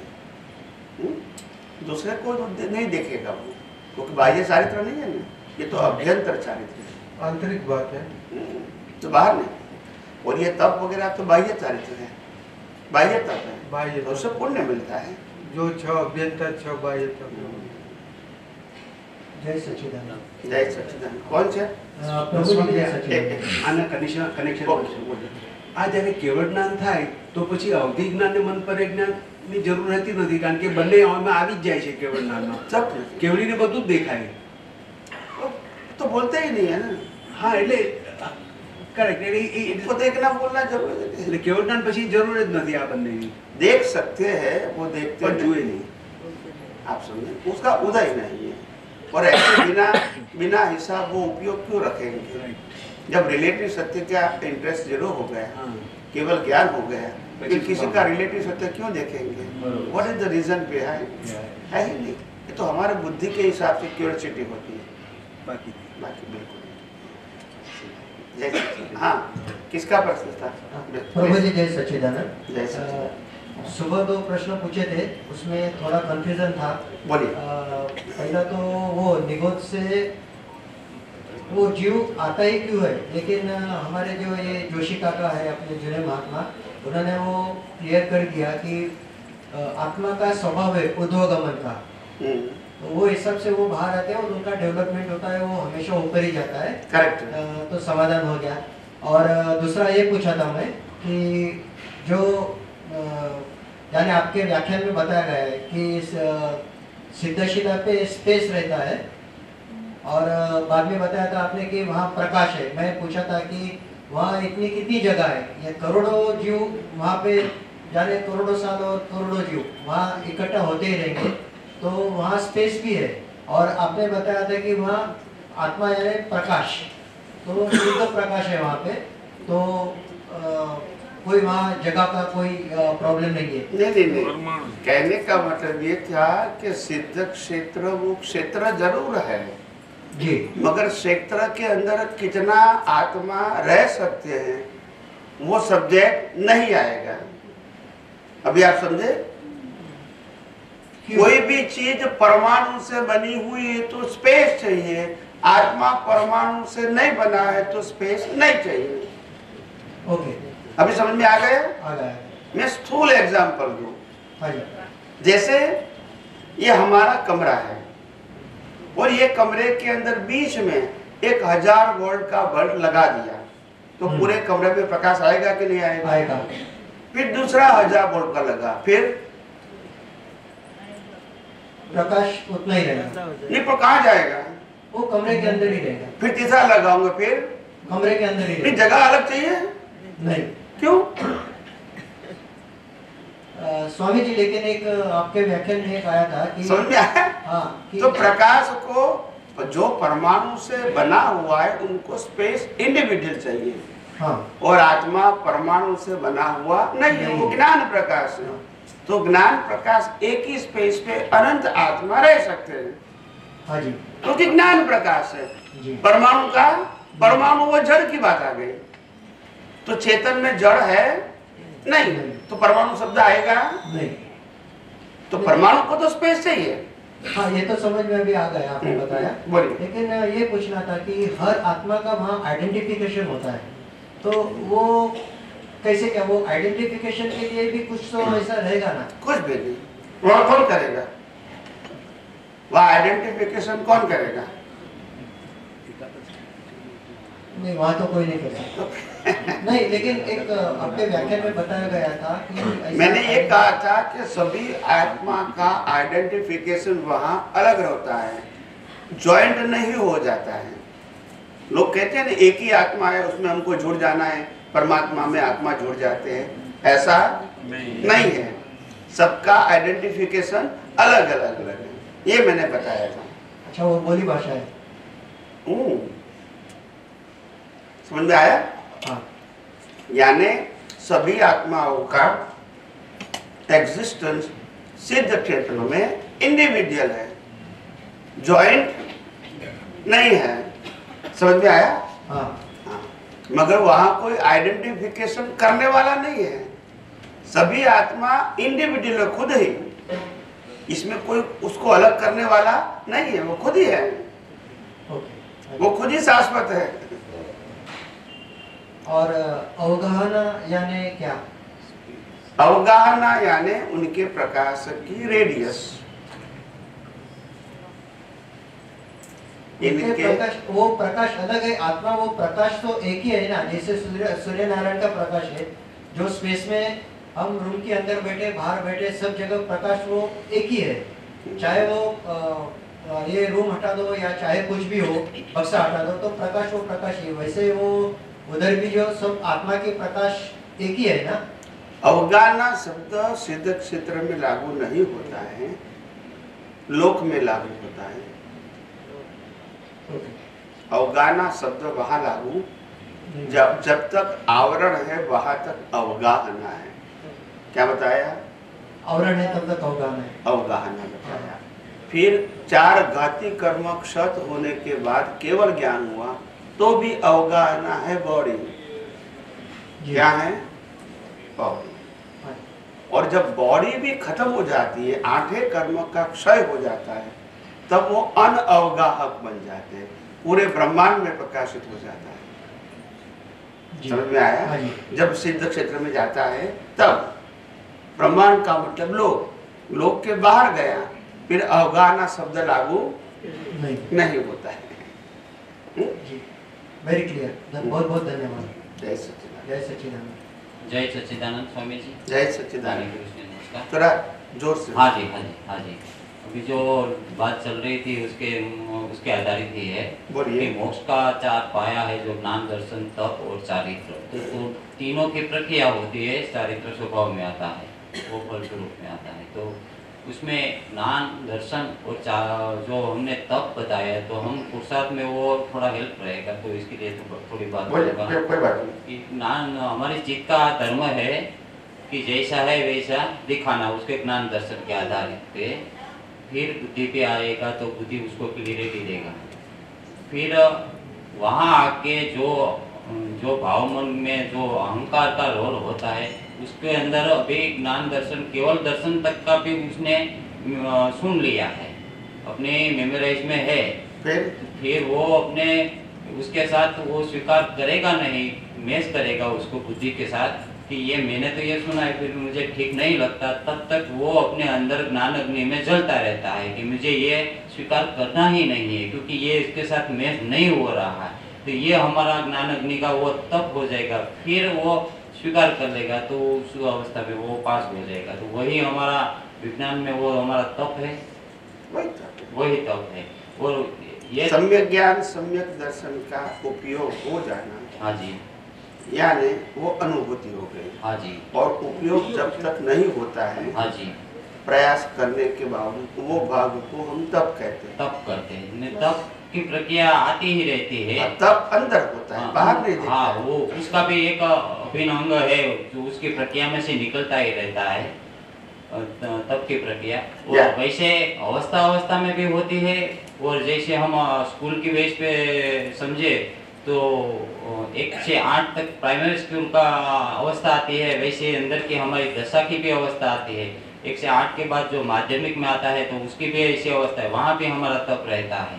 तो उसमें भी हमें यहाँ स्वीकार कहाँ हम रुके हैं उसका हमको स्वीकार वो समझ के हमको उसकी अवस्था से निकलना है, वहाँ भी हमारा तप धीरे दोनों तरह का तप रहेगा। धीरे धीरे डेवलपमेंट का एक स्टैंडर्ड पास करना है।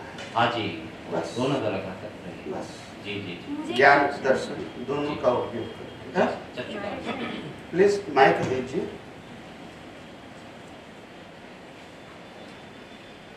माइक दीजिए।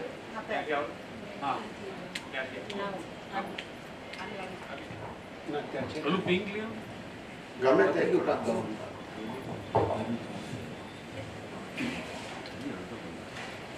हाँ ऑन ऑन ऑन बंद है, माइक बंद है। चालू ओके, जय सच्चिदानंद। नहीं चालू नहीं है। चालू हाँ चालू मैजिक चालू से चालू। जय सच्चिदानंद। हाँ, आवाज करो। ग्रीन। जय सच्चिदानंद। जय सच्चिदानंद। હવે એમને બુદ્ધિ ઉन्होंने बुद्धि की बात की तो नहीं गुजरात बोल सकते हो हिंदी रहा आवड़े तो गुजरात डोंट वरी જરૂર બુદ્ધિની વાત કરી તો મારા મનમાં એક ક્વેશ્ચન આવ્યો કે મને બી ત્યાં કઈકવાર મારી બુદ્ધિ બધું ઘણું બધું મને દેખાડે છે અને હું એ બુદ્ધિથી જુદી જ નહીં થઈ શકતી કે ઘણીવાર કે મારા જે બિઝનેસની અંદર કંઈક થયું કે એટલે ગુસ્સો એવો આવી જાય છે અને પછી એમ કહે છે કે નહીં કરવાનો ગુસ્સો પણ ખબર નહીં એ મોમેન્ટમાં એ વસ્તુ બની જાય છે તો એને કેવી રીતે હું જુદું રહી શકું। देखो सबसे पहली बात आपको तो पहले विज्ञान समझने की जरूरत है।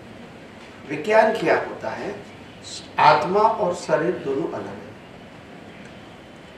और शरीर को बनाने वाला, चलाने वाला, अंत करने वाला और लास्ट में रहेगा भी कुदरत के पास। समझ में आ गया? तो पहले बॉडी कुदरत का है, बॉडी को जिंदा रखने के लिए हवा पानी खुराक भी कुदरत का है। पंच महाभूत से बनी हुई बॉडी भी कुदरत की है और कुदरत के पास रहेगी।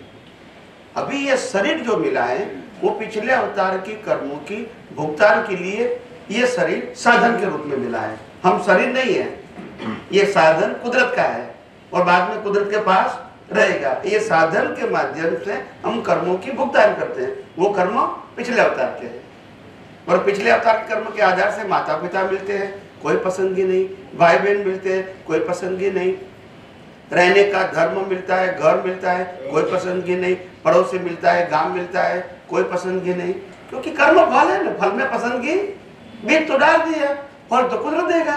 तो आपके पास चॉइस मामा चाचा जो भी मिलेगा पसंदगी। अरे आप पैदा होते हैं तो नाम में भी पसंदगी नहीं है क्योंकि परिणाम है ना। ऐसे पति पत्नी में भी पसंदगी नहीं है, ऐसा लगता है कि पसंदगी नहीं है। जिनके साथ हिसाब होगा इनके साथ ही शादी होगी, ये तो हम बुद्धि से मानते हैं कि हमारी पसंदगी है, ऐसा नहीं है। और बच्चे आते हैं वो भी हमारी पसंदगी नहीं है, आप समझे? तो पूरा जीवन पसंदगी नहीं है, परिणाम है। क्या है? पिछले अवतार के कर्म के फल स्वरूप जन्म से मौत तक प्रत्येक श्वास भी आयुष्य कर्म का परिणाम है। समझ में आया? अभी आपका प्रश्न है मेरा स्वभाव कैसा ऐसा होता है। भाई मेरा स्वभाव नहीं बोलो, प्रकृति का स्वभाव बोलो। ये प्रकृति का स्वभाव है, वो निकल रहा है, शुरू नहीं हुआ है। जो प्रकृति आप लेकर आए बीज के रूप में, अभी ये फल के रूप में निकल रही है। तो जो फल है वो कुदरत का है और बीज है वो हमारा है। मगर बीज दिखता और फल, आज हमने इतनी गोटली जमीन में डाल दिया 2 फुट नीचे, फिर मिट्टी लगा दिया, ठीक है, 5 साल 10 साल के बाद इतना पेड़ बन गया, पौधे पत्ते डाली बन गई, फिर आम भी आ गई। ये किसने लाया? किसने लाया? कुदरत ने लाया। जो भी दिखता है पूरा पेड़ वो किसका है? अभी समझ में आया? और जो गुठली डाली है वो दिखती ही नहीं है। तो हमारा जो जीवन दिखता है 5 इंद्रियों से जो अनुभव में आता है ना, ये सब परिणाम है। क्या है?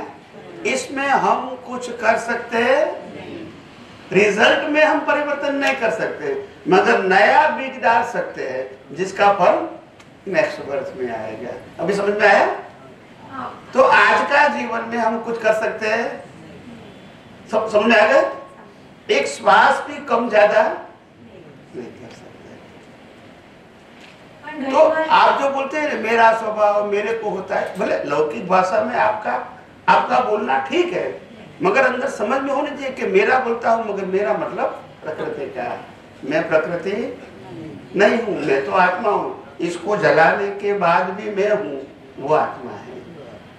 समझ में आया? अगर मैं जल गई तो फिर पुनर्जन्म किसका होगा? मगर आत्मा है, इसीलिए पुनर्जन्म है। शरीर का पुनर्जन्म समझ में आया? शरीर तो कुदरत ने कर्मों के भुगतान के लिए साधन के रूप में दिया है। कर्म खत्म हो गया तो साधन जला देंगे, वापस ले लेंगे। अभी समझ में आया?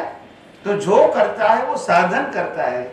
अभी ये स्वभाव भी साधन का है, हमारा मगर बीज का फल है। क्या है? कोई गुस्से वाला है, कोई शांत वाला है, कोई बहुत बोलता है, कोई नहीं बोलता है, कोई आर्गुमेंट करता है, कोई नहीं करता है, मगर ये प्रकृति का स्वभाव है।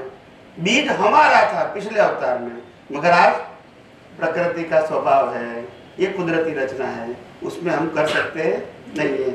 मगर हमको ये स्वभाव को कुदरती रचना नहीं देखते, वो हमारा अज्ञान है। और उसके आधार से फिर नए बीज बनते, राग द्वेष से फिर नया जन्म होता है। और अगर ये जन्म से मौत तक मन वचन काया की सभी अवस्था और 5 ज्ञानेंद्रियों से अनुभव में आती पूरी सृष्टि को अगर हम कुदरती रचना देखते रहेंगे तो नए कर्म नहीं बनेंगे। इसमें ये प्रकृति को सुधारना, बदलना, चेंज करना वो सब्जेक्ट आता नहीं है। समझ में आ गए? बाकी कितने अवतार से हम सुधारने का प्रयास करते हैं, कोई सुधरेगा नहीं। हम भी नहीं सुधरेंगे, सामने वाला भी नहीं सुधरेगा, कोई नहीं सुधरेगा। राम भी रावण को समझाने में फेल हो गए थे, बराबर कि नहीं? और कृष्ण भगवान दुर्योधन को समझाने में फेल हो गए थे, और महावीर गोसाल को समझाने में फेल हो गए। यही कर्मों का फल है, फल में परिवर्तन नहीं होता। समझ में आया? तो प्रयत्न करना, भले हम व्यवहार से प्रयत्न करेंगे वो गलती नहीं है, मगर प्रयत्न वो भी परिणाम स्वरूप ही है। आपका प्रयत्न परिणाम की ओर ही ले जाएगा। आप समझे? आपने व्यवहार में देखा होगा कि चलो भी आज मेरे को गुस्सा नहीं करना है। एग्जाम्पल देता हूँ, आपने तय कर दिया कि पूरे दिन मेरे को गुस्सा नहीं करना है, फिर संजोग बनेंगे तो गुस्सा हो जाएगा। आप समझे कि नहीं समझे? वो आपके हाथ में नहीं है, आप डिसाइड कर सकते हैं, मगर बात ही ऐसी होगी कि गुस्सा नहीं करना है। आप समझे? ऐसे सामने वाला का भी होता है, यार नुकसान था यार, बहुत गुस्सा। मैं वही तो मैं कहता हूँ, जब हम पैदा हुए तो कुछ लाए नहीं थे, मर जाएंगे तो कुछ ले जाएंगे नहीं, तो तो नुकसान कहाँ हुआ वो समझ में नहीं आती है। बुद्धि बड़े मानती नहीं है। तो वही तो बात है, नहीं मानती हो तो मार खाओ। जो हकीकत है उनको अगर नहीं मानती है तो हम क्या करेंगे? नहीं, उसमें ऑप्शन है तो बताओ। कोई व्यक्ति जब पैदा होता है तो कुछ लाता नहीं है, और वही व्यक्ति मर जाती है तो कुछ ले जाता नहीं, उसमें तो कोई चेंज नहीं है ना। तो फिर नुकसान कहाँ हुआ? यहाँ से मिला, यहाँ से माइनस भी हुआ, प्लस भी हुआ, ले जाना का तो कुछ भी नहीं। तो क्या मतलब? अगर मेरे पास 5 लाख है कि मेरे पास 5 करोड़ है कि मेरे पास 500 करोड़ है, ले जाना कितना है? बात तो यही है ना। आज नहीं तो कल स्वीकार तो करना पड़ेगा। जो सनातन है ये कोई व्यक्ति का तो विपण नहीं है ना, ये सनातन सत्य है। और मैंने ये भी कहा है कि अगर आपके पास मानो कि 100 करोड़ रुपया है आपकी मालिकी, और मालिकी भाव भी है, आप मालिक भी हैं और मालिकी भाव भी है, आप समझे ना? अज्ञानता से मैं ही मालिक हूं ऐसा मानते हो, और जब मरोगे दुख कितना होगा? 100 करोड़ का कितना होगा? यस के नो? जितना घुमाएगा इसका होगा ना। जिसके पास 5 करोड़ है और वो मालिक की करते हैं तो कितना दुख होगा? 5 करोड़ का। जिनके पास 5 लाख है और वो मालिक करेगा तो कितना दुख होगा? 5 लाख। और जिसको लोन है वो मर जाएगा तो कुछ नहीं होगा।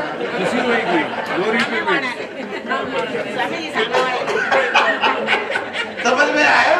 तो जितनी मालिकी करोगे उस समय दुख भी नहीं। तो चीज होना वो गलत नहीं है, आपके पुण्य का फल है, मगर मालिकी करना वो अज्ञान।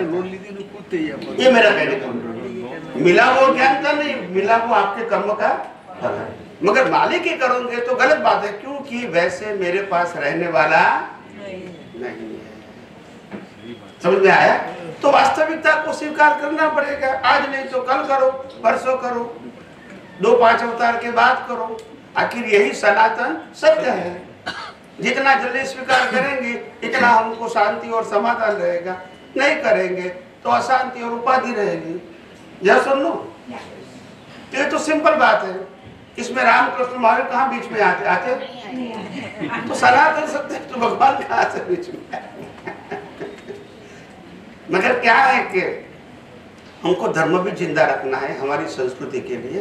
संस्कृति कहे, संस्कार कहे, या लोगों को जीवन जीने का एक रास्ता बताते हैं कि तो लोग मंदिर में जाएं, पूजा करें, भगवान की आरती उतारे, दान पुण्य करे, गरीबों को बांटे, अच्छी भावना करे, प्रार्थना करे, माफी मांगे। उनके लिए माध्यम चाहिए तो ये मंदिर भी जरूरी है। सबके लिए कि मुक्ति की बात जरूरी नहीं है, तो आम जनता के लिए मंदिर भी जरूरी है। सभी धर्मों के अंदर। और कोई है प्रश्न? ओके, हाँ, किसका?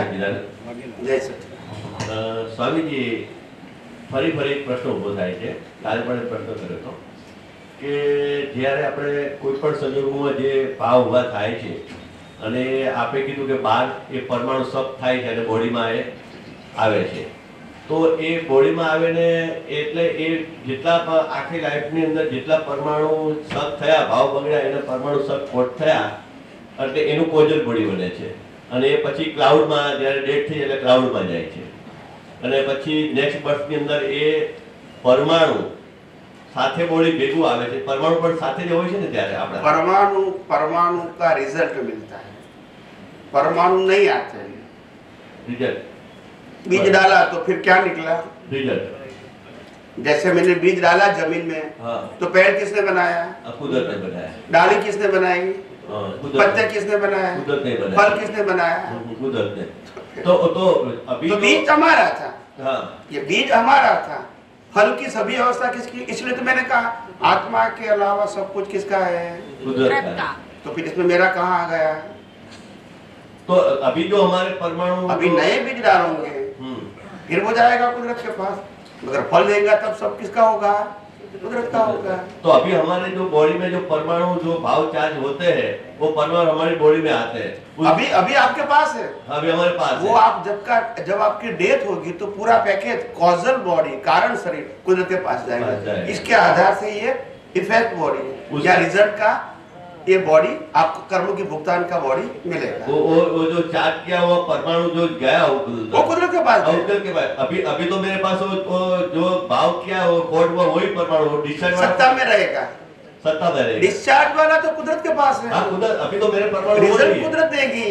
आपके पास कौन सी, आपके पास क्या है? आत्मा और डिस्चार्ज प्रतिष्ठित आत्मा जो पिछले अवतार चार्ज था, वो ये अवतार में क्या हो गया? जिसके माध्यम से आप भुगतान करते हैं, और भुगतान के लिए शरीर, संयोग, शक्ति कुदरत देती है। तीन चीजें, शरीर, संयोग, शक्ति कौन देती है? कुदरत देती है। उसका भुगतान कौन करता है? चार्ज करने वाला, जो चार्ज किया था ना, वही डिस्चार्ज वाला भुगतान करता है। तभी उसको कर्म का फल बोला जाएगा। भुगतान नहीं करेगा तो कर्म फल कैसे कहेंगे? पाप और पुण्य की भुगतान नहीं करनी है तो फल कैसे कहेंगे? तो भुगतान तो वो करेगा, मगर भुगतान करते समय हमारा जो चार्ज प्रतिष्ठित आत्मा है, अगर उसको कुदरत रखना देखेंगे तो नया कर्म बनेगा नहीं बनेगा, और नहीं देखेगा तो फिर नया कर्म बस। तो अभी उसमें मुझे आगे समझ, मैंने सुबह बात किया कि हमें किसी से साथ कुछ पूर्व भव का वैर है, तो वो उसमें साइंटिफिक प्रक्रिया क्या होती है कि वो मैंने जो बताया वो गाय का आपको एग्जांपल दिया, गाय और एक इंसान दोनों, तो उसमें परमाणु का जो आकर्षण कैसे हुआ? परमाणु का आकर्षण नहीं है, परमाणु से बना हुआ बीज के फल है। बीज का फल है। हाँ, और वो संयोग कुदरत देती है शरीर को। उसमें परमाणु नहीं आता है? नहीं, परमाणु की इफेक्ट आई। परमाणु की इफेक्ट आई, कोई की इफेक्ट आई। अच्छा, जैसे मैं आपको दुख देने वाला हूँ, ऐसा मैंने बीज बोया था पिछले अवतार में। हाँ, बीज बोया था। हाँ। तो कुदरत क्या देगी? मेरे को क्रिया करने की शक्ति देगी ताकि आपको दुख महसूस हुए। तो इसमें दो प्रकार होगा, या तो जबान से भी बोलने से दुख होगा, या मेरी क्रिया से भी दुख होगा। मगर ये जबान और क्रिया दोनों क्या है? कर्म फल है। ये परमाणु एक प्रकार की शक्ति है। थॉट, स्पीच एंड एक्शन, वो तीन प्रकार की शक्ति है जिसके माध्यम से शरीर चलता है। मगर ये शक्ति किसकी है कंट्रोल में? कुदरत के कंट्रोल में। किसके कंट्रोल में है? क्यों कंट्रोल में है? क्योंकि आपने बीज डाला था। तो फल किसके हाथ में है? कुदरत के हाथ में। तो आज उसमें प्लस माइनस नहीं कर सकते। यानी हमारे जो मन, वचन, काया, मन, बुद्धि, चित्त और अहंकार, वो फंक्शन और ऐसा ही बना के कर भुगतने के लिए संयोग और माणी सब बस वही हुआ ना। बाकी परमाणु उसमें कोई चेंज नहीं कर सकते। परमाणु के हिसाब से वाणी, मन सब वही उसी हिसाब से बना हुआ है डिस्चार्ज के लिए। हाँ। और आज जो भाव करेंगे उसका जो चार्ज वैसा, जैसा भाव करेंगे वैसा दूसरी बात में बॉडी मिलेगी, वैसी बॉडी मिलेगी। मन, बुद्धि, चित्त, अहंकार वैसा मिलेगा। हाँ, कर्म के मुताबिक जैसा भाव चार्ज किया वैसा मिलेगा। यस। तो वही मुझे यही कंफ्यूज था कि जो परमाणु अभी वो चार्ज हमारे बॉडी में सब हो गए हैं। अभी मैंने वो भी बताया प्रतिक्रमण से कितने हम डिलीट कर, ध्यान नहीं था। वो कर्म का प्रकार का मतलब क्या होता है? जैसे आपके कर्म में मानवता होगी तो आपको ह्यूमन लाइफ मिलेगा। अगर आपके कर्म में पाशवता होगी, आप समझे ना, अनहक का खा जाना, अनहक की भुगतान करना, करप्शन करना, अपनी बुद्धि से कम बुद्धि वाले को चीट करना, इसको पाशवता बोलते हैं। तो आपका नेक्स्ट बर्थ पशु में होगा, एनिमल में। अगर आपके कर्म राक्षसी हैं, अपने अहंकार से लाखों लोगों को मारने की भावना करना, ये राक्षसी कर्म बोलते हैं, तो नरगति में होगा। अगर कोई व्यक्ति सुपर ह्यूमन नेचर का है कि मेरे को कोई सुख दे या दुख दे, भगवान उसका कल्याण करे, तो वो सुपर ह्यूमन नेचर, तो वो देवलोक में जाएगा। वो वैसा भाव चार्ज किया हो, परमाणु वैसे चार्ज हुआ हो। ये भाव किया उसका ये फल है। तो देवलोक में परमाणु नहीं है, फल है। नरक लोक में परमाणु नहीं है, फल है। पशु योनि में परमाणु नहीं है, फल है। मनुष्य भवन में भी फल है, मगर नए परमाणु चार्ज कर सकते, बाकी तीनों में नहीं कर सकते। अच्छा, वो तो परमाणु जो चार्ज किया उसका ये फल भुगतान के लिए बॉडी, मन, वचन, काया, बुद्धि, चित्त, अहंकार वो वैसा बन गया है। हाँ, वो डिसाइड हुआ गया है। अच्छा, उसमें कोई परमाणु नहीं है, लेकिन वो डिसाइड फल भुगतने के लिए पूरा है। बिलीफ है, क्या है? बिलीफ है, और बिलीफ की प्रक्रिया है। बराबर। बिलीफ की प्रक्रिया का मतलब क्या होता है? कर्म की भुगतान का पावर। पावर मैं बताऊं तो आपको कब समझ में आएगा। जैसे कोई व्यक्ति को 5 लाख रुपए का नुकसान होगा, नुकसान तो हुआ उनको, पर उनके पास 50 करोड़ है, तो क्या होगा इसको? दुख नहीं होगा ज्यादा, मतलब बहुत मामूली होगा, ठीक है।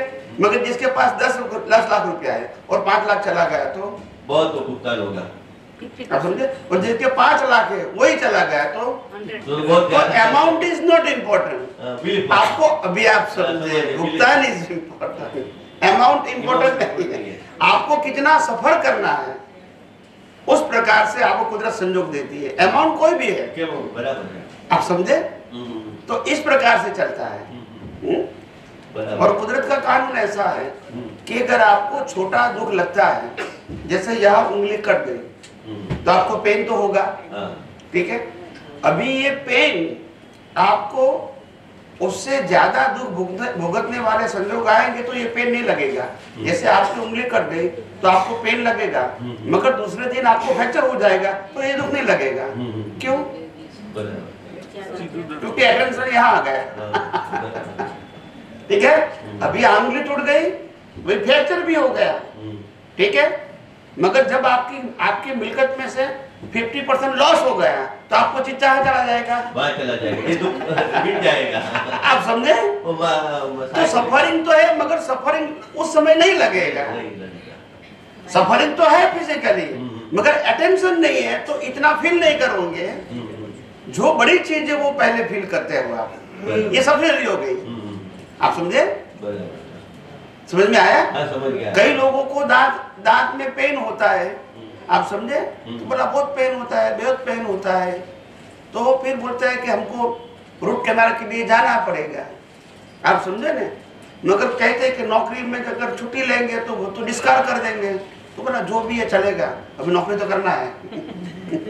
तो संजोगों के आधार से इंपॉर्टेंट अलग आ जाती है।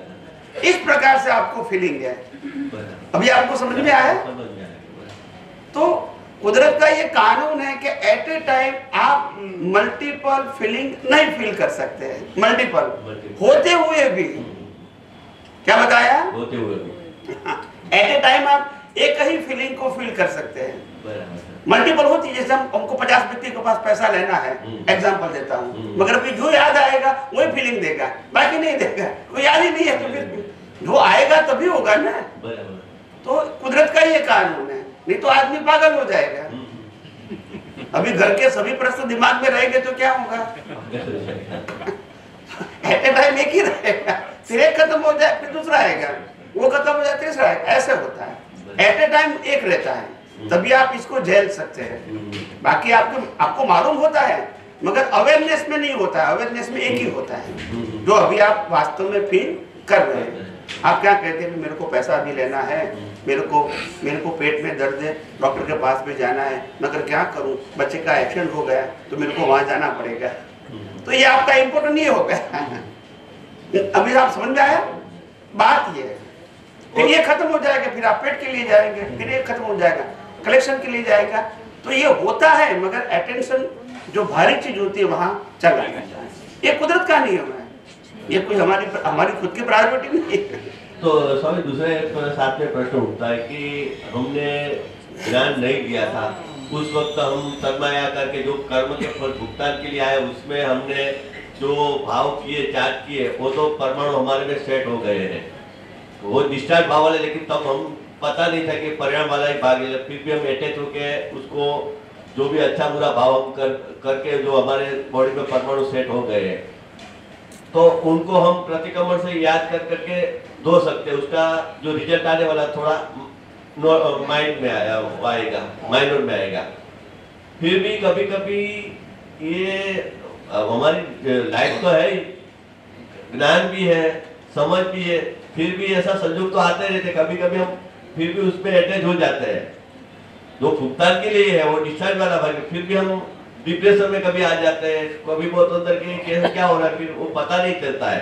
तो उनका हम कैसे उसको सोल्यूशन लाए? इसलिए तो मैंने कहा प्रतिक्रमण से ज्यादा कुदरती रचना देखो, इससे बड़ा प्रतिक्रमण नहीं है। वो तो मैं समझ गया, लेकिन बस उस टाइम तो कुदरती रचना नहीं दिखती ना। मगर 10 बार भी वो प्रसंग याद आया तो कुदरती रचना देखो ना। अच्छा, हो जाने के मैंने बाद कहा भी- मना किया? 100 बार आया तो 100 बार देखो ना। जो घटना हो चुकी है वो 100 बार बाद में याद आए तो 100 बार कुदरती रचना ही है। मतलब जो एक बार हो गई वो 100 बार याद है। 100 बार तो नहीं हुई ना, नहीं, हुई तो एक बार ने। हाँ। तो 100 बार आई तो देखने का क्या है, ये कुदरती रचना ही है। भले 100 बार याद, 100 बार देखो। मैंने किया, तुमने किया, देखोगे तो फिर कर्म बनेंगे। 100 बार आया, इसीलिए तो मैंने कहा स्वामी यानी शुद्धात्मा में रहना वो सामायिक है, और शुद्धात्मा के अलावा पर जो दिखता है, मन वचन काया उनकी अवस्था और 5 इंद्रियों से दिखती हुई कुदरत, सब यूनिवर्सल, ये इसको कुदरती रचना देखना वो प्रतिक्रमण, और कुदरती रचना न देखना वो अतिक्रमण। समझ में आया? और कोई ज्यादा सोचने की समझने की जरूरत नहीं है। अब जितना भी देखो, एक बात ध्यान से सुनो, सामीप्य भाव का मतलब क्या है? जब ज्ञान विधि करवाते हैं तो सामीप्य भाव शब्द आता है। आता है? कब आता है? बोलो। ज्ञान विधि में सामीप्य भाव कब आता है? ज्ञान विधि में सामीप्य भाव सेंटेंस कब आता है? सामीप्य भाव ने लઈને આ ભ્રાંતિ ઉત્પન્ન થાય છે। उसके पहले પ્રકૃતિનો એક પણ ગુણ મારામાં નથી। धीरे धीरे बोलो। પ્રકૃતિનો એક પણ ગુણ મારામાં નથી, મારો એક પણ ગુણ પ્રકૃતિમાં નથી। गुणे करी बनने सर्वथा મુક્ત છે, છૂટા છે। सामीप्य भाव से ભ્રાંતિ ઊભી થાય છે। ठीक है, यहाँ से आगे नहीं जाना है। आप प्रकृति में घुस गए कि मैंने गलती किया, तो वो क्या हो गया? सामीप्य भाव। वो प्रतिक्रमण तो जो कुदरती रचना देखना था। हम तो सामीप्य हो गए। मैंने किया, वही तो सामीप्य भाव है। आप करते नहीं है, ये आपसे हो रहा है। बस उतना ही हमें समझ में आया? लक्ष्य और उसमें आपने कहा मैंने किया, वही तो सामीप्य भाव है। जो हो रहा है, जो कुदरत करवा रही है, प्रकृति कुदरत की है, करवा रही है कुदरत की, शक्ति कुदरत की है, हम इसको देखने वाले हैं, करने वाले हैं। मगर आपने कहा मैंने किया, वही सामीप्य। तो मुझे फिर भ्रांति खड़ी हो गई, फिर राग द्वेष हुआ। तो उसमें रहकर भी, जैसे महाभारत में अर्जुन ने वही उसमें रहकर, खुद में रह के, और जो लड़ाई लड़ी तो उस वक्त वो मोक्ष में गया अर्जुन, तो बस वो छूटा जुदा देख सकते हैं हम। क्यों नहीं? जो लड़ते हुए भी जुदा रह सकते हैं हम, देख ही तो सकते हैं। तो हम तो तन्मयकार हो जाते, बाद में पता चलता है। वही तो हमारी अजागृति है। आपको इतना मालूम होना चाहिए, जो व्यक्तियों ने ऑपरेशन करवाया है, इस समय डॉक्टर ने अनकॉन्शियस किया था। क्या किया था? अनकॉन्शियस एनेस्थेसिया देके, फिर भी अंदर जागृति सबको होती है, वो सबको मालूम है। क्यों? तो वो किसकी जागृति है? वो आत्मा की है, बराबर है। नहीं, आत्मा के प्रकाश की हाजिरी में लाइव अहंकार की जागृति है। लाइव अहंकार वो बॉडी के साथ जुड़ा हुआ नहीं, और जो डिस्चार्ज अहंकार बॉडी के साथ जुड़ा है, जिसको ब्रेन बोलते हैं, इसको क्या कहते हैं? साइलेंट कर देते हैं। तो यहाँ से कोई संदेशा नहीं। कल मैंने कहा था ना, ब्रेन एंड माइंड।